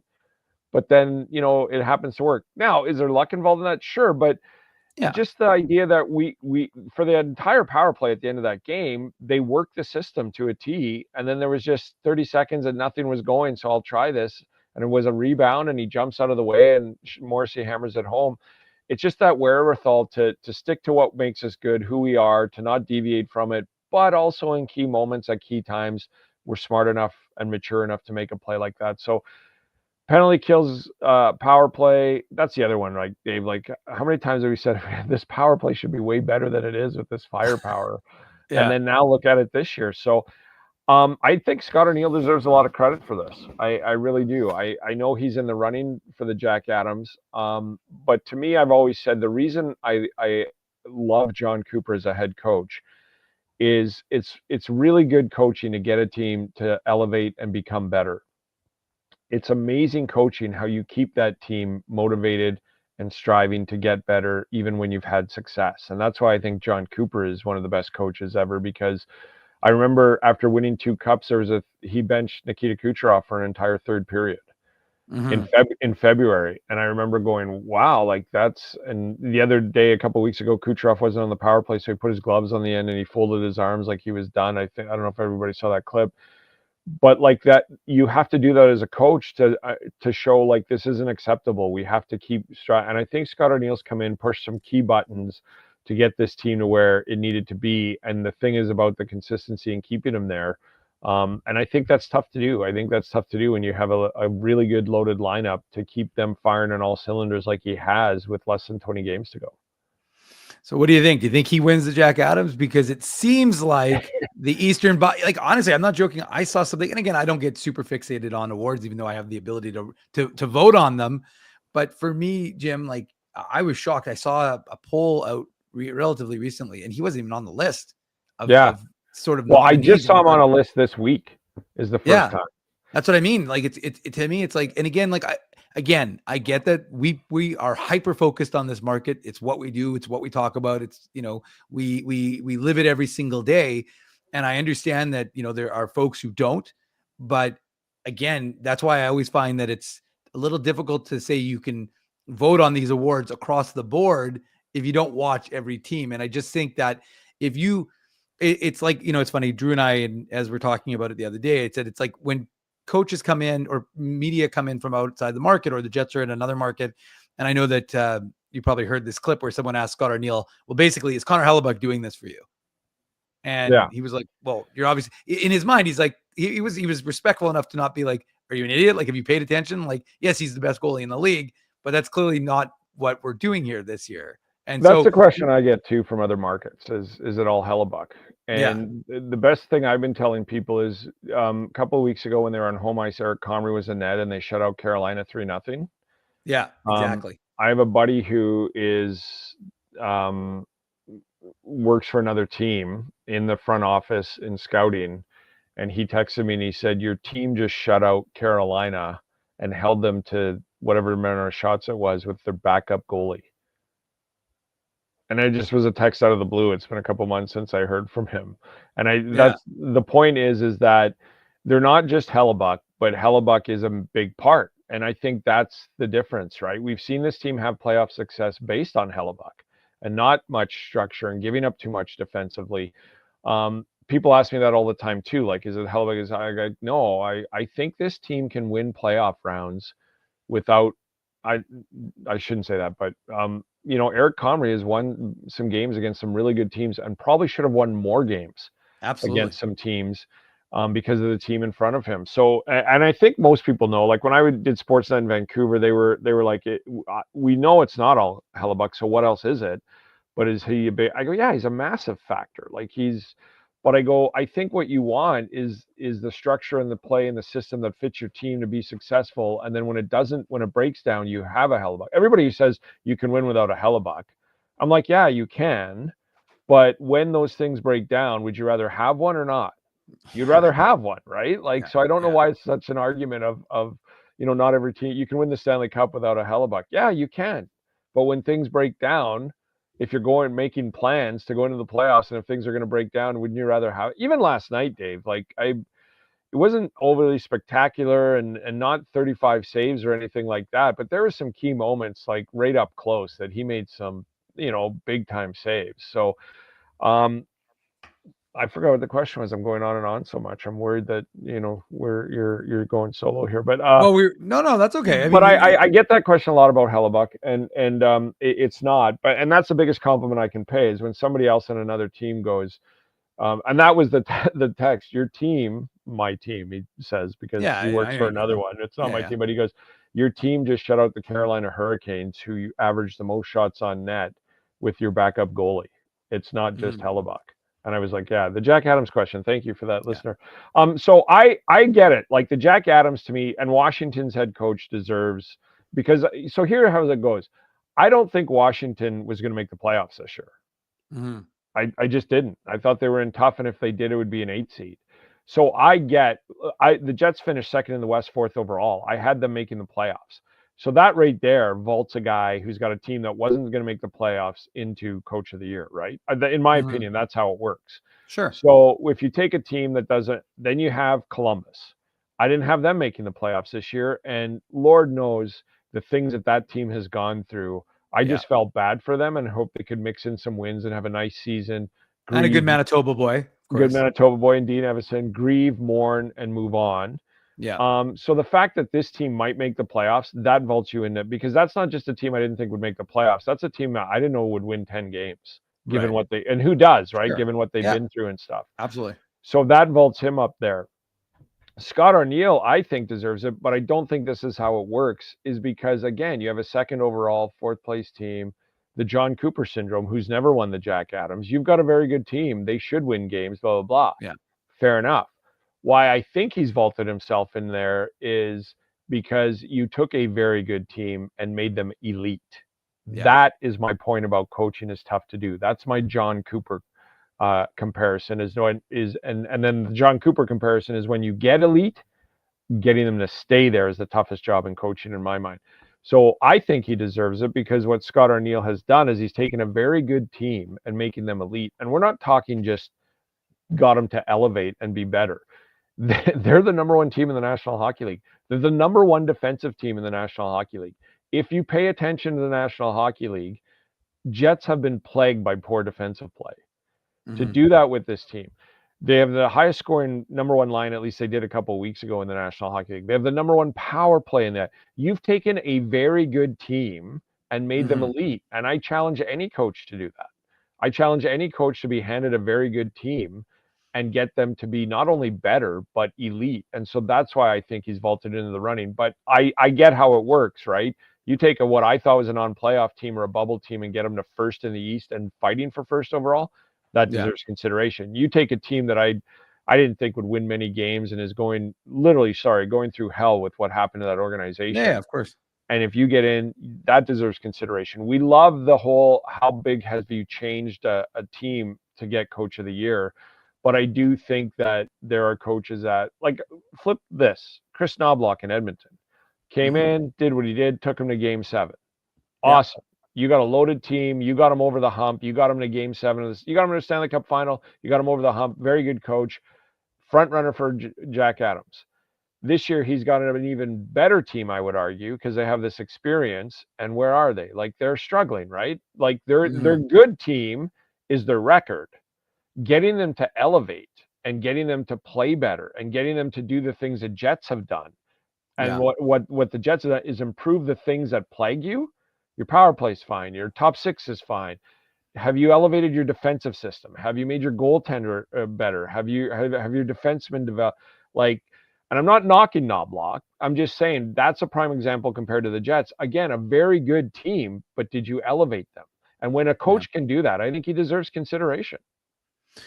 Okay, well, we're going to have a commercial in a few minutes because we're bringing Daniel Fink on. We're going to do some Moose talk, Jim, for the bottom of the hour. But, you know, we'll kind of end off this segment because I'm curious about your thoughts. I'm going to give you an option. Talk about one of the two topics. One was reported by Kenny Wiebe of the Winnipeg Free Press that Alex Iafallo is interested in re-signing here in Winnipeg. And the other comment I thought was very interesting was from Connor Hellebuck, and just talking about how good, you know, we've talked about it a bit already today, but just that structure the Jets have played with. So when he's talking about, because Kelly Moore, like I said, asked him about it, and he said, well, look, I'm playing because this is the guys make the shots obvious. So both of those things are very interesting to me. I thought the Hellebuck comments were quite interesting, but we've talked about the defensive. So let's maybe get your thoughts on Alex Iafallo, what he brings to this team, and the idea that, again, and we know it. And as I said, we live this market. We know how good it can be if you live here, not if you just come in here for one day and then leave again, but if you actually spend time in this community, what it's like to be here long-term. But from your perspective, another guy like Vlad Nemestikov who wants to set down roots here in Winnipeg. Yeah, quickly on the Hellebuck, he's right. Rick Bowness said in his first training camp a couple of years ago, my goal is to limit shots to 25 against. And I thought, if you can do that with Connor Hellebuck in net, they've done that, right? Like, I think they're averaging 27.7 shots per game, so just around there. But so he's right, the system in front of him. But again, the bonus of having that system work so well is if it doesn't, you have Connor Hellebuck. So I think he's right about that. Alex Iafallo is I said this on Jets at Noon. We talked about this in Kenny Wiebe's piece. It begins and ends with the Jets as if you want to be here. And then I don't think it does. Obviously, you have to be a good player and you have to blah, blah, blah. Yep. But when any contract comes up, I think the Jets have to, a major consideration is, do you want to be? And yes, he does. He likes it here. I saw the piece with Sarah Lesky, and he likes the outdoors. He likes to go fishing. He's kind of like Hellebuck, right? Like, leave me alone and give me a fishing rod, and I could be out here for 3 days and stuff. So but look, I think he's a valuable piece. I just thought he was gone because he makes $4 million. And thanks to Ken Weeb's piece, I'm now rethinking this, that like Nemestikov, I think it's a good idea. I know he's a fourth liner, but he plays the power play and he plays the penalty kill. And to me, that's a third liner minimum in the National Hockey League. Just because he plays fourth line doesn't mean he's a fourth liner. Right. I'm interested to see if he does the Nito Niederreiter, where I don't need a raise, I just need term. He's 31 years old. Niederreiter's a little older. Nemestikov, the same thing. Now, Nemestikov got a raise, and I get that. I'm wondering if he would come back at a little bit less, or just the idea that I'll come back for the same price, just give me term. I like it here. And I think that's a big win. And again, I think that you need players like Iafallo. I was kind of, when I looked at it, I put him in as Andrew Kopp. Well, somebody always has to go in a cap world, and I guess it's him, and that's too bad. Yeah. But he's a guy that's so versatile. I do not think he's a fourth liner. I think he's a player from his time with the Kings that I saw. He's a playoff player. Like, I like how he steps up. So, and the fact that he plays penalty power play, if they can keep guys like that, I think you have to do it all day long with the Jets, because again, go to the open market, pick an Alex Iafallo, and see if they even want to consider coming here. So if you have one and he wants to stay and he's willing to do something to stay, i.e. maybe slight raise or decrease or stay the same, I think you do it. Well, and especially, and we're going to talk about the farm system, but that's not something you have on the farm. You're not going to get a guy like that right away. So, I mean, you're going to bring those guys up. You don't want to block them permanently, but you have to, you know, again, it may come at the expense of a David Gustafsson or Rasmus Kupari. We'll see what ends up happening there. But yeah, I agree. If you get a guy like that with that sort of versatility, who has been here long enough, again, I think it's just a testament to the city, to the team, that guys, again, have their eyes opened. And, you know, it's easy to Winnipeg, blah, blah, blah, on my no trade. And then you come here, you experience it. Again, that was as passionate a building as you're going to hear in the NHL last night. That was a great crowd, sold out crowd. Let's head to break. When we come back, we're going to talk about the Manitoba Moose, the AHL club of Manitoba. They have been in tough, but there's some positives, Jim. So we'll bring Daniel Fink, the play-by-play voice, on to talk about Sam Moose. For now, we'll head to commercial break. We'll be back right after these words. We want to thank you for not betting with Play Now and choosing our illegal gambling site instead. Because we couldn't afford things like this without your money. So much of your money. Now, you might have questions like, do our profits benefit your community? No. Or bet with Play Now, Manitoba's local legal and secure gambling site. Dining, entertainment, parking, and convenience, all in one spot. City Place is located in the heart of downtown Winnipeg, attached to the Canada Life Centre. Whether you're working, living, or out for a night in the downtown, make City Place your go-to destination before or after the fun finds you. Lunchtime, game time, anytime, visit City Place at 333 St. Mary Avenue, next to Canada Life Centre. Holt Dental, the new official dentist of Illegal Curve, has a philosophy rooted in two unyielding principles: genuinely caring about patients and providing outstanding service. Being a patient of Holt Dental means more than just checkups and treatments. It's taking the time to listen and talk to each patient so they can achieve the best long-term health, functionality, and aesthetics for their teeth, mouth, and gums. Conveniently located at Grant Park Festival on Taylor Avenue, Holt Dental is dentistry of the highest quality in a comfortable and relaxed environment. For more information, visit holtdental.ca. Oh, and there's plenty of free parking at the front door, too. Celebrating its 40th year as Winnipeg's home for stand-up comedy, Rumors Restaurant and Comedy Club has recently been named Canada's top comedy club and a top 5 comedy club in North America. From birthday parties to date nights to fundraisers and everything in between, Rumors is your destination for the best and most affordable live entertainment Winnipeg has to offer. For more information on upcoming shows, Rumors' incredible promotions, and to purchase tickets, visit rumorscomedyclub.com. So you're a pizza person, you married a wing person, but somehow your kids are salad people. You can't pick your fam, but you can pick your BP meal deal. Starting from $18.99 for takeout or delivery at bostonpizza.com.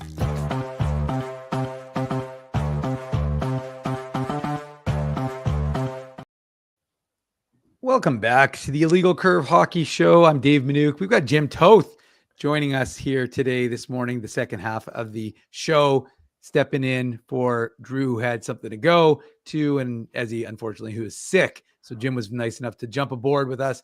You know, Jim, just to continue, we're waiting for Daniel Fink, Shows how busy play-by-play I voice. Just kidding. Sure. But we're just waiting for Daniel Fink. He's just going to get some running through some technical issues. So we'll hear from the play-by-play voice of the Moose momentarily. But from your perspective, just to add to your thought, I should say, is that for Iafallo, to me also, when you say he's not a fourth liner, I don't think he'll be a fourth liner. I think there's a good chance Mason Appleton moves on next year and Alex Iafallo ends up on that third line potentially, or whatever you want to call it, 2A, 2B with Lowry and Niederreiter, because, I think he'd be a good complement to them as well. Yeah, and that's the other part about Iafallo. He can move up and down the lineup, right? Like, I think he could go into your top six if there's an injury and you push somebody up to the top line if somebody's injured there, and he goes into the second or what have you. He's just very versatile, and he first caught my eye with the Kings in the playoffs, right? Like, he was putting up a couple of points in the playoffs, and I just liked his tenacity and how he forechecked. And then when he was part of the trade, I was very interested because I knew Rick Bowness wanted to do that forechecking system. And so I think he's really good. And look, you don't look for guys who are low maintenance. You would prefer to have guys that aren't high maintenance.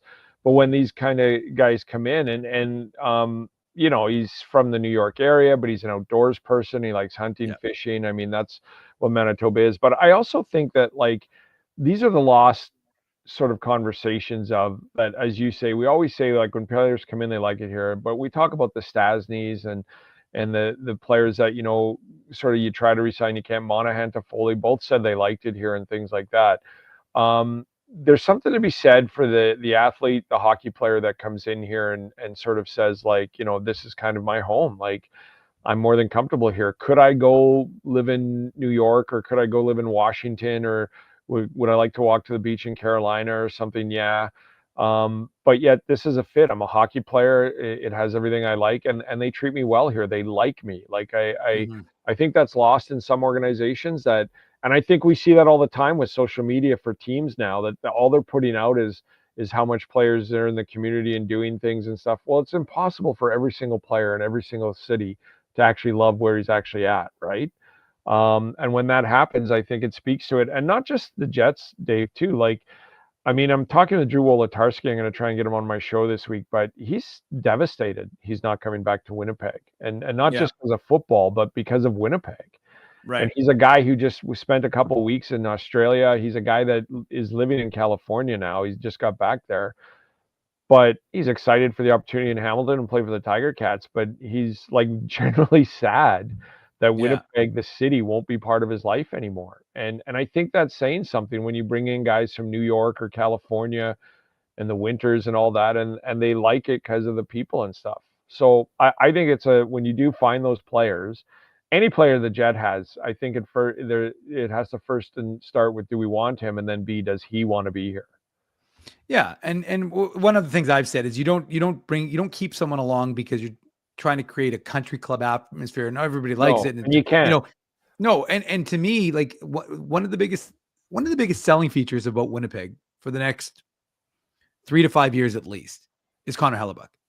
Because do you have a goaltender who gives you a chance to win a Stanley Cup? Do you have an organization that is prepared to spend to create a winner to give you that chance? And at the end of the day, guys in their 30s who have never, won a cup, what do they want?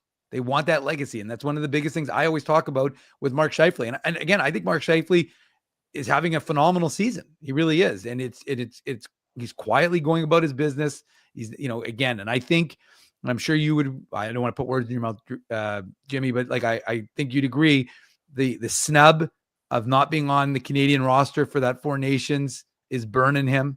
I think it does. Drew made a good point in terms of what each player who in some capacity took away from that, right? Kyle Connor, the snub of not playing in the championship game.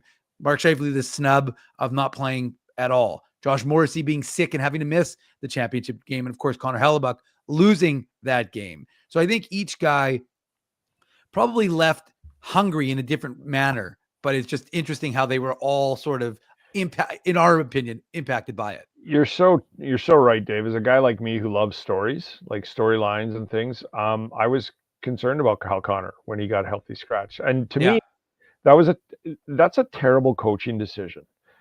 I know Kyle Connor didn't play well, and I saw his minutes being going down and all that, and I was fine with it because I'm like, Kyle's just not performing well, and in a tournament this fast, you have to bring it every single game. Yeah. It was bad coaching. Is Matthew Tkachuk played 4 minutes in one period. I know. Crazy. You can't, on the flip side of that, you got Josh Morrissey who goes, that was the biggest game of my career. But as I sat in the arena and things weren't getting better, I just knew that it wasn't going to be good for the team. Two different philosophies, right? We know Josh Morrissey would have given the world to play in that game. And he just made the right thing for the team and also himself. The coach that put Matthew Tkachuk in that lineup and only got less than a period out of him is when you have a healthy Kyle Connor. And I said this on Jets at Noon. I'm sorry. It's not like you can't get a guy up from the A in time, or you would rather go with your NHL All-Star than somebody you called up. Is a legitimate NHL All-Star sitting there waiting to go if a guy is even 50-50. And you make that decision then. You go, sorry, Matthew, we've got to go with the healthy body. And then you challenge Kyle and go, we need you tonight, blah, blah, blah. Anyway, the storylines of that are phenomenal. You're right. And how they came out of that is very fascinating, and how they all did. But I think once they got back and the dust settled, I think we can all see that they clearly have figured it out that this is the more important goal. But what a fantastic team that was. But you say Hellebuck, Dave, but I'll add one quick one. I think we're going to bring Dave on here, but we're going to bring Daniel in right away. But Seth Jones, I thought, I was told when the Jets were coming from Atlanta, I remember asking Claude Noel, will this work here? And he said, well, you ever been to Detroit? And I'm like, no. And he said, it's awful. It's a terrible city. But he said, players take pay cuts because they built a winner. And so now the Jets have built a winner, and Seth Jones doesn't even make it an option. And to your point, you have an opportunity to spend the next 3 years of your career as a defenseman beside Josh Morrissey and in front of Connor Hellebuck, and it's not even an option. It's not even something you consider. Yeah. That's the fight that the Jets still and will probably always have. Although I will defend Detroit, I like Detroit, but that's a story for another. So I'm not bashing it. I'm gonna take Claude Noel to task next time I see him in the press box, because I rather enjoy Detroit Rock City. Well, he didn't say awful. He just said it's not the nicest place. No, I know there are beautiful. It's like anything. There's beautiful areas. I should have said terrible. He just said it wasn't the nicest place, and it's grungy and dirty and not good weather. But he said players take pay cuts to go there. That's true. But you know what? We're not taking a pay cut to bring Daniel Fink, the play-by-play voice of those Manitoba Moose, whose mic is muted right now, I think, unfortunately, but we will get him unmuted so we can get some Moose discussion, because normally, Daniel, as you know, on this show or on the post-game show, at best, I get a Manuk Moose minute, but now I'm going to get the rest of the show talking about the AHL club of Manitoba. So let's discuss probably the hottest player right now, the Jets prospect that not a lot of folks know about unless you've been watching this show, the 2022 sixth-rounder, Fabian Wagner. First 31 games, Daniel, no goals. Now he's got 5 in his last 4, and nothing nicer than that bar down one last game in Chicago. So what are you seeing from him and his development through 36 games? Yeah, I think in talking to the coaching staff, they like a lot of what Fabian Wagner has brought to the team since his arrival. It's been more on the defensive side of the puck. He's a responsible player. He's playing a good 200-foot game. Hadn't necessarily been getting those offensive chances. Well, with a whole bunch of injuries to the Moose, he's getting more ice time, and then he gets one to go. And sometimes that's what it takes. And now all of a sudden he's up from maybe 1 shot a game or 1 shot every other game to 3-4 shots a game consistently. And he's got a very good shot, as we saw the last couple of games. So now that he's getting that away and he's getting away with confidence, that's generating some more opportunities for him, and he's finding the back of the net. So now onto a 4-game goal streak. That's the longest by a Moose this season. He's got 5 goals in the month of March over that span, and that's tied for second in the American Hockey League in the month. He leads AHL rookies, or co-leads, with one Rutger McGroarty in the month. So it's certainly been a great run for Fabian Wagner, who over this 4 games has now taken over the rookie goal scoring lead for the Moose on the season. So it's been quite the run for Fabian Wagner, and it's great to see him having that success. I was wondering, Daniel, what Parker Ford's been like since his return, and I would presume just exactly as advertised. I don't think he's a guy that would change his game much, but have you seen a little bit of extra from him in the experience? Yeah, I think for Parker Ford, coming off of that opportunity with the Winnipeg Jets, you saw that confidence ramp up, and it was really unfortunate that just games later, he finds himself on the shelf for a good long while, and the Moose hopeful to get him back maybe late in the season or into the postseason if they're able to get back into it. But yeah, really unfortunate that he suffered that injury, but you could just see the confidence, understands a little more of what he needs to improve in his game to be a consistent NHL player. But I think he opened a lot of folks' eyes with what he can provide in that kind of depth role, and obviously scores that goal on home ice, which was incredible. But this season with the Moose certainly saw his offense, after a bit of a slow start, take a real big step, and he was absolutely on fire leading into that injury. So exciting to see where his development has gone, and unfortunate that we won't see him on the ice here for the next little bit. And Daniel, I mean, one player that brought a little excitement was Dominic DiVincentis. I mean, we weren't expecting a almost goalie fight. You and I were texting about it. It would have been the first goalie fight since Jamie Phillips fought. Who was it? Anders Lindback in it was a Milwaukee game, if I recall correctly, back in 2018. So was that a bit I mean, it's funny that sometimes people don't realize in AHL rinks the players sometimes leave side by side, or they have to go by them in order to get to the dressing room. So was that a bit unexpected for you in the broadcast booth? Dominic DiVincentis just turned 21. Guys really like him. He's a real smart young kid, a real nice young kid. A little unexpected for me watching the game remotely. What did you see when you were in the broadcast booth? Yeah, I mean, there's some history there too, right? With the last time those two teams faced off, they had 190 penalty minutes in the game, and Spencer Martin was going bonkers, and he was challenging DiVincentis that night took a pass on fighting the more veteran player. So maybe not too surprising to see him jump into the fray. I think I was more surprised to see that fray that seemed to get settled down all of a sudden spark up again as the officials kind of lost the handle on what was going on there. And then all of a sudden Dustin Tokarski's jumping into the mix after Martin left the game, presumably due to an injury. So all of a sudden the Wolves could have been down another goaltender if Tokarski had gotten kicked out. And then of course you see DiVincentis come racing in and jump into the pile, which was kind of funny. But apparently the jawing back and forth went all the way back to the rooms. As yes, you're right, in Chicago it's 2 lanes side by side. They've had a couple of incidents out there between those two sets of matting over the years. Nothing here in that game, but certainly 2 teams that don't like each other very much, and the Moose unfortunately on the wrong side of that season series at the moment. It's starting to make me miss the AHL days. I forgot those kinds of stories that can sometimes they don't happen too often anymore, but certainly the Moose and Wolves not big fans of each other this season. How has the goaltending been overall? Because the season hasn't been obviously successful win-loss wise. And I remember the season I did when Eric Comrie was there, and it was just like he was the difference so many nights, but yet they had a run like this, sort of the Moose are having this year. How has the goaltending been overall? And with Chris Driedger coming in, what has that meant to the team? Yeah, I think the goaltending's been solid. I think if you're looking at Thomas Milic this season, he would have maybe expected a little more from himself after he was able to come in and provide solid goaltending for the Moose. But right now, he is absolutely tearing up the ECHL, so that's been a good switch for him.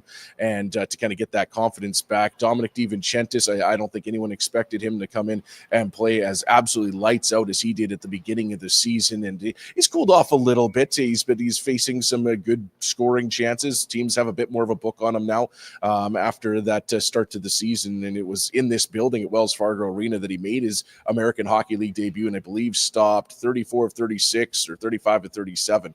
But he's been very, very solid for the Moose. And then, Kaapo Kähkönen, before the trade, he had a real rough start to the season. And I think you could chalk a lot of that up to an absolutely whirlwind start to his year when he was on waivers in Colorado, bouncing between those two teams, back to Winnipeg, then to the Moose. So it was kind of a weird start to the season. And once he settled in, there was a pretty good run of games where he was only giving up 2 goals a game for a long stretch. So the move happens, and now Chris Driedger comes in. It's been great to get to know him. He's very excited to play for the team that it was pretty much the first thing he said when he got up in front of a mic was, "This is the team that I grew up watching." So it's really exciting for me to play for the Moose. I was watching Drew McIntyre when I was a kid, and now he's my goalie coach. So that was pretty cool to hear. And I guess I was telling the story on the air the other night. We were out at one of the classrooms for the Moose Stick to Reading initiative, and at the end of reading the book, the kids get to ask questions, and so one of the kids, "Well, how long have you guys been playing for the team?" Parker Ford goes, "Well, been here a couple of seasons." Rieger goes, "I got here 3 days ago." So just a bit of a whirlwind for him, but got into his first game the other day, and we'll see. Presumably he'll get in to one of these games against Iowa as well. So just a good, solid veteran goaltender and veteran presence to back up DiVincentis and roll with him as a battery mate. Well, then I'll ask you about a Swedish prospect. So I'll keep the Swedish prospect questions going, because Elias Salomonsson, the right shot defenseman, we know the pedigree, won the championship with Skellefteå last year in the Swedish Hockey League, came over to North America, adjusting to playing here, was having a lot of success, especially on the power play early in the season, then got that injury. I believe it was against Belleville. And then cost him, 6 to 8 weeks. I can't remember roughly exactly what it was. He's been back. He looks like he's, been really effective especially when Dylan Coghlan missed a few games. He really kind of took control again back on that power play. How are you seeing the development of that Jets prospect? Yeah, it's an interesting case study, because I don't think most folks would have expected Elias Salomonsson to come over and provide the offensive spark that he has to be a power play guy. That's not necessarily his game. He's more of a kind of a two-way defenseman, but probably leaning towards that stay at home. At least that's kind of the impression we had coming in. And he gets that opportunity on the power play to start things out, because the Jets had those injuries up top. So you didn't have guys like Dylan Coghlan in the lineup. So he was provided that opportunity. And what was it, Dave? Off the top of the season, I think he was involved in 7 straight power play goals or something like that. I think it was, yeah. And yeah, 7 or 8, something like that. He's second on the team in power play points still, with 12 on the season. So he's been able to provide that from the back end, and I think that helped his confidence a little bit. And I think even after coming back off the injury, obviously it takes a little bit to get back up to full speed, but once he did, there was a shift in Chicago the other night where he held the puck in at the line a few times, jumped up into the zone, got a backhand opportunity, launching some shots on net. He's not a guy that's going to wind up for big slap shots, but he's got that heavy wrister that he can get away in a hurry. So I think that's played well for him this season. He's got 4 goals on the campaign, and he's just showing that confidence. He's nasty along the boards, things like that. And in his zone, not a whole ton happens when the other team has the puck. You just don't notice things happening when he's on the ice. So I think that's a lot of exciting things to see if you're a Jets fan, and it's been great to watch for Moose fans. Okay, sorry, Jim. I want to quickly ask Daniel just a quick follow-up here. Does he not remind you kind of a right shot Dylan Samberg? Yeah, similarities. Yeah, I think he's I would say probably, with a little more bite. Yeah, I think so. And for Samberg, he kind of had to learn that bite a little bit. You see it a lot more now. And when he first got into the AHL, I think he had to kind of add that to his game and build on that side of the game and play it consistently. And that's just the case for some players. Dylan Samberg, he's a pretty easygoing guy. So some guys just have to find that bite in their game consistently. And so for Salomonsson, that bite wasn't necessarily, again, there early on, but Eric Dubois was mentioning last week, I think it was, that he's seen a lot more of that since he came back from the injury. So for Salomonsson, again, he's just a big, heavy player that moves very well. I think the skating is very strong, things like that, and that first pass is very good. So it's exciting to see. Again, another good defensive prospect coming up for this team and coming through the Moose. So they've had a lot of good defensive prospects to watch over the years, and Salomonsson the latest on that list. Tell us about the Iowa team that they're going to face over tonight and tomorrow. Yeah, teams with virtually identical records. I guess identical if you break them down into 3 columns here. So big games for both teams. They are on the outside looking in right now. They're 12 points back of the Rockford Ice Hogs, who have all of a sudden caught a little fire here over the last little bit. That certainly makes it tough to chase down that playoff spot. But you got 2 teams here that are very aware of the fact that a split, it ain't good enough this weekend. You need 4 points if you want to try and make up some ground. So especially for the Moose, I think if they had won that game in Chicago, maybe you can live with a split against the Wild. But now they really need to try and make the most of these games. They have 16 games left on the season. 7 of those are against the Wild or the Rockford Ice Hogs. That's an opportunity right there. The Moose, of course, have a lot of ground to make up, and they need to be nearly perfect in those games and then some. But it starts with 1 game. And so this is a team in Iowa that has struggled to score a lot of late. The special teams haven't been great. So the Moose, maybe there's an opportunity to take advantage of that. But the Moose, as we know, are incredibly banged up right now. They are missing, could have up to 8 players unavailable here today. We'll see how it shakes out. Ben King was kind of out of the lineup, but he's been skating, so we're not too sure what his status is. So as many, and now with the suspension of Mark Lewinsky after the previous game, that's 8 players and all up front that the Moose are without here. So they've brought in a couple of professional tryouts. They brought in the amateur tryout in Colson Gengenbach, and Jimmy Engelbert and Reese Vitelli just rolled into the dressing room a couple of minutes ago after his flight got delayed last night. So the Winnipegger, I don't know if he was able to jump onto the ice for morning skate here, but certainly the Moose up against it when it comes to adversity in that regard. But they've been able to fight through it throughout the last few weeks, and we'll see if they're able to do it again here in Iowa, because this is as big as it gets for these teams right now between the Moose and the Wild. So Daniel, I don't believe there's actually Austin Fielby's missed the last couple of games. Is there an update on him, or is he just one of those players who's in that mix of 8 guys?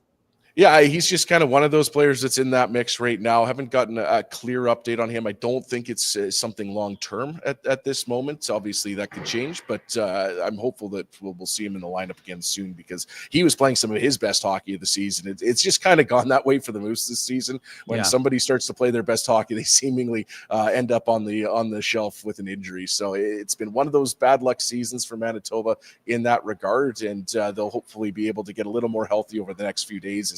Guys like Ben King, Kevin Conley has been skating. He took warm-up the other night, so haven't had a chance to go check on practice, see what color his jersey is today. But so he's getting real close, and he was an important player for this team early on this season. So hopefully they're going to get some of those guys back, but we'll see how it goes over here. You got to focus on the guys who are in the lineup. All right, well, we're going to get you out on one last question. Oh, sorry, Jim. Do you want to jump in? I was just going to say, have you ever seen a season like this where, 8 injuries at a time, but all at the one position?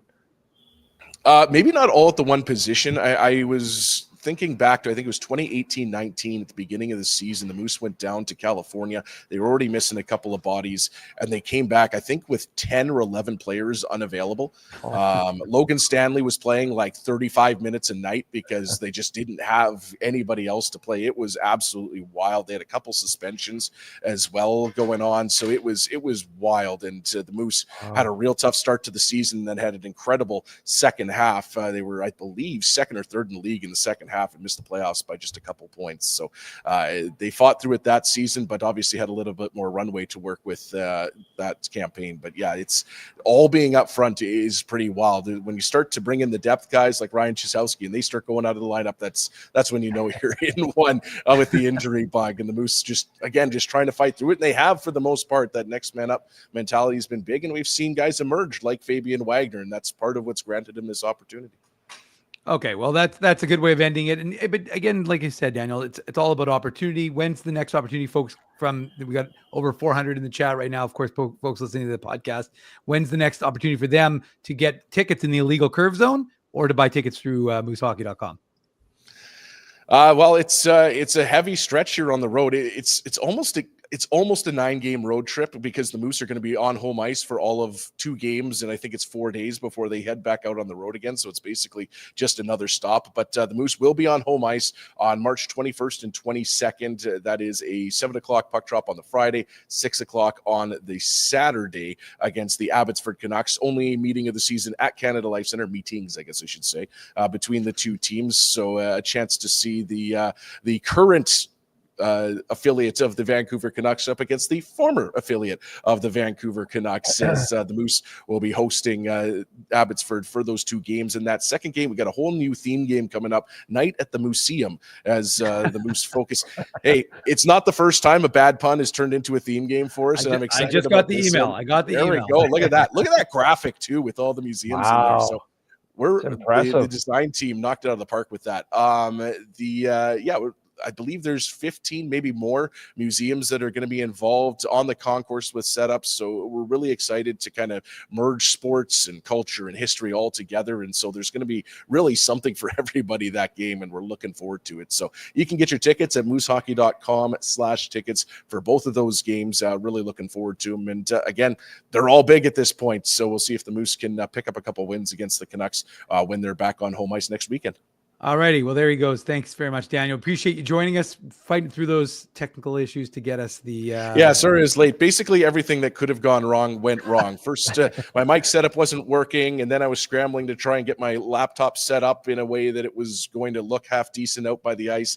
And then a bunch of guys came down and said, hey, we need to set up a banner for the game tonight. Can you move? So now we're over in front of the backdrop. So...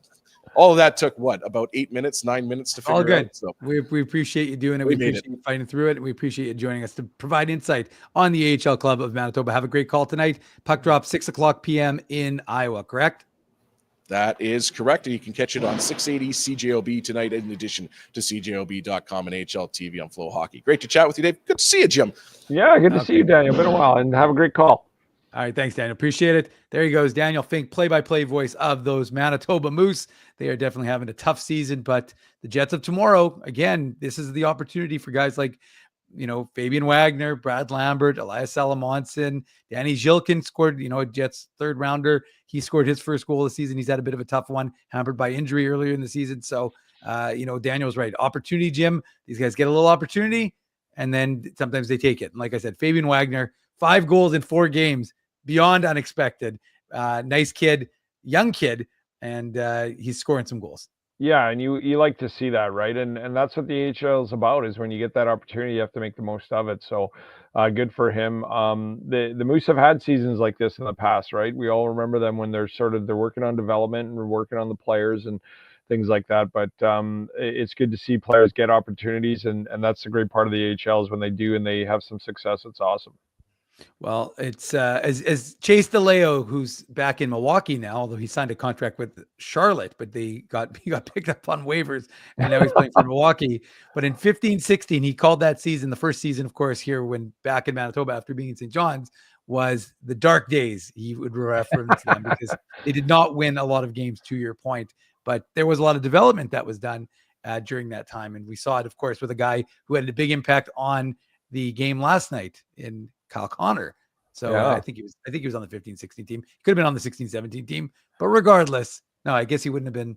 No, 15 he was drafted. So I guess he would have been on the 16, I think it was 16-17. 16-17. I'm incorrect. So no, that's okay.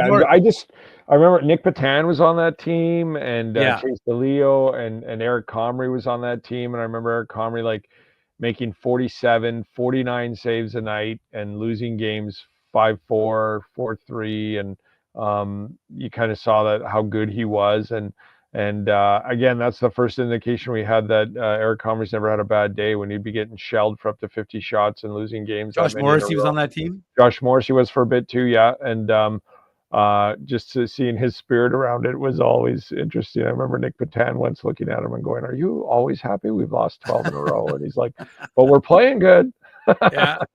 Yeah, Brendan Kitchen, Scott Kosmachuk, Scott Kosmachuk, John Albert, Patrice Cormier was the captain.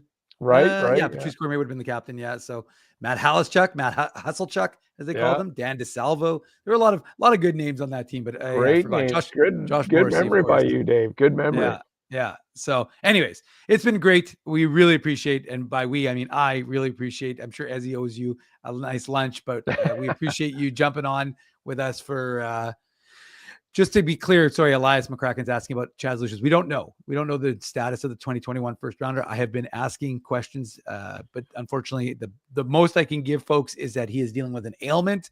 They're still trying to figure out exactly what it is. It is not an injury, though. To be clear, it is an ailment. So when I know more, you will know more. But as of right now, that is all I know. So we'll get, it's unfortunate because the 2021 first rounder, looked like he had turned it around after kind of a slow start to this season, but it seemed like that was due to the team managing him somewhat. And then he got in a run where he played every single game, 21 straight for the Manitoba Moose over the course of a month or two. And that was great. And now he hasn't played since February 9th. So been a bit of time for him. Hopefully he's good enough. Maybe we'll see him back in. And if that's going to be a good thing because he's a good kid and and to be honest with you, he's a pretty talented player. When he can play in the lineup, he's got a lot of talent. He's a really good, talented player, and I got a soft spot for him just because of the injuries. And then I think we had him on the show last summer, and he had just seen him and seen how he's spent that injury time away from hockey, just bulking up, getting bigger, doing all the other work that you need to do. It's just really unfortunate that he's had another bit of bad luck again. Yeah, exactly. Anyway, so that is it for today's show. Of course, this has been the Illegal Curve Hockey Show. We'll be back at it tomorrow for the Illegal Curve post-game show, but we hope everyone, of course, enjoys their Saturday, and we thank you for spending your time with us. We thank Jim for joining us. We thank Drew for unexpectedly joining us, even though he's a big part of the show. And, of course, Mitchell Clinton, the radio color analyst for the Jets on 680 CJOB, and Daniel Fink, play-by-play voice, also occasionally on CJOB. So we appreciate them. We appreciate them. Yeah, tonight. That's right. 6:00. Listen to the Moose playing the Iowa Wild. Kind of a big game for them. And a big thank you to all of you for spending your Saturday with us. And a thank you to all the sponsors of Illegal Curve who make the pregame show, the Saturday show, and the website a possibility. They are, in no particular order, Rumors Restaurant and Comedy Club, Play Now, Holt Dental, Boston Pizza, City Place, Seagram's. Support these fine businesses because of their continued support of Illegal Curve Hockey. All right, Jim, that's it for us. We are going to go and get our day started. Of course, before you do, make sure you smash that like button. Make sure you're subscribing to this channel. And of course, head to illegalcurve.com where we've got all the latest Jets news, including the latest next day takeaways on last night's big Jets win over the Dallas Stars. So that's it for us. We thank everyone for joining us, and we'll talk to you guys all on Sunday night on the Illegal Curve postgame show. Have a good weekend. There we go.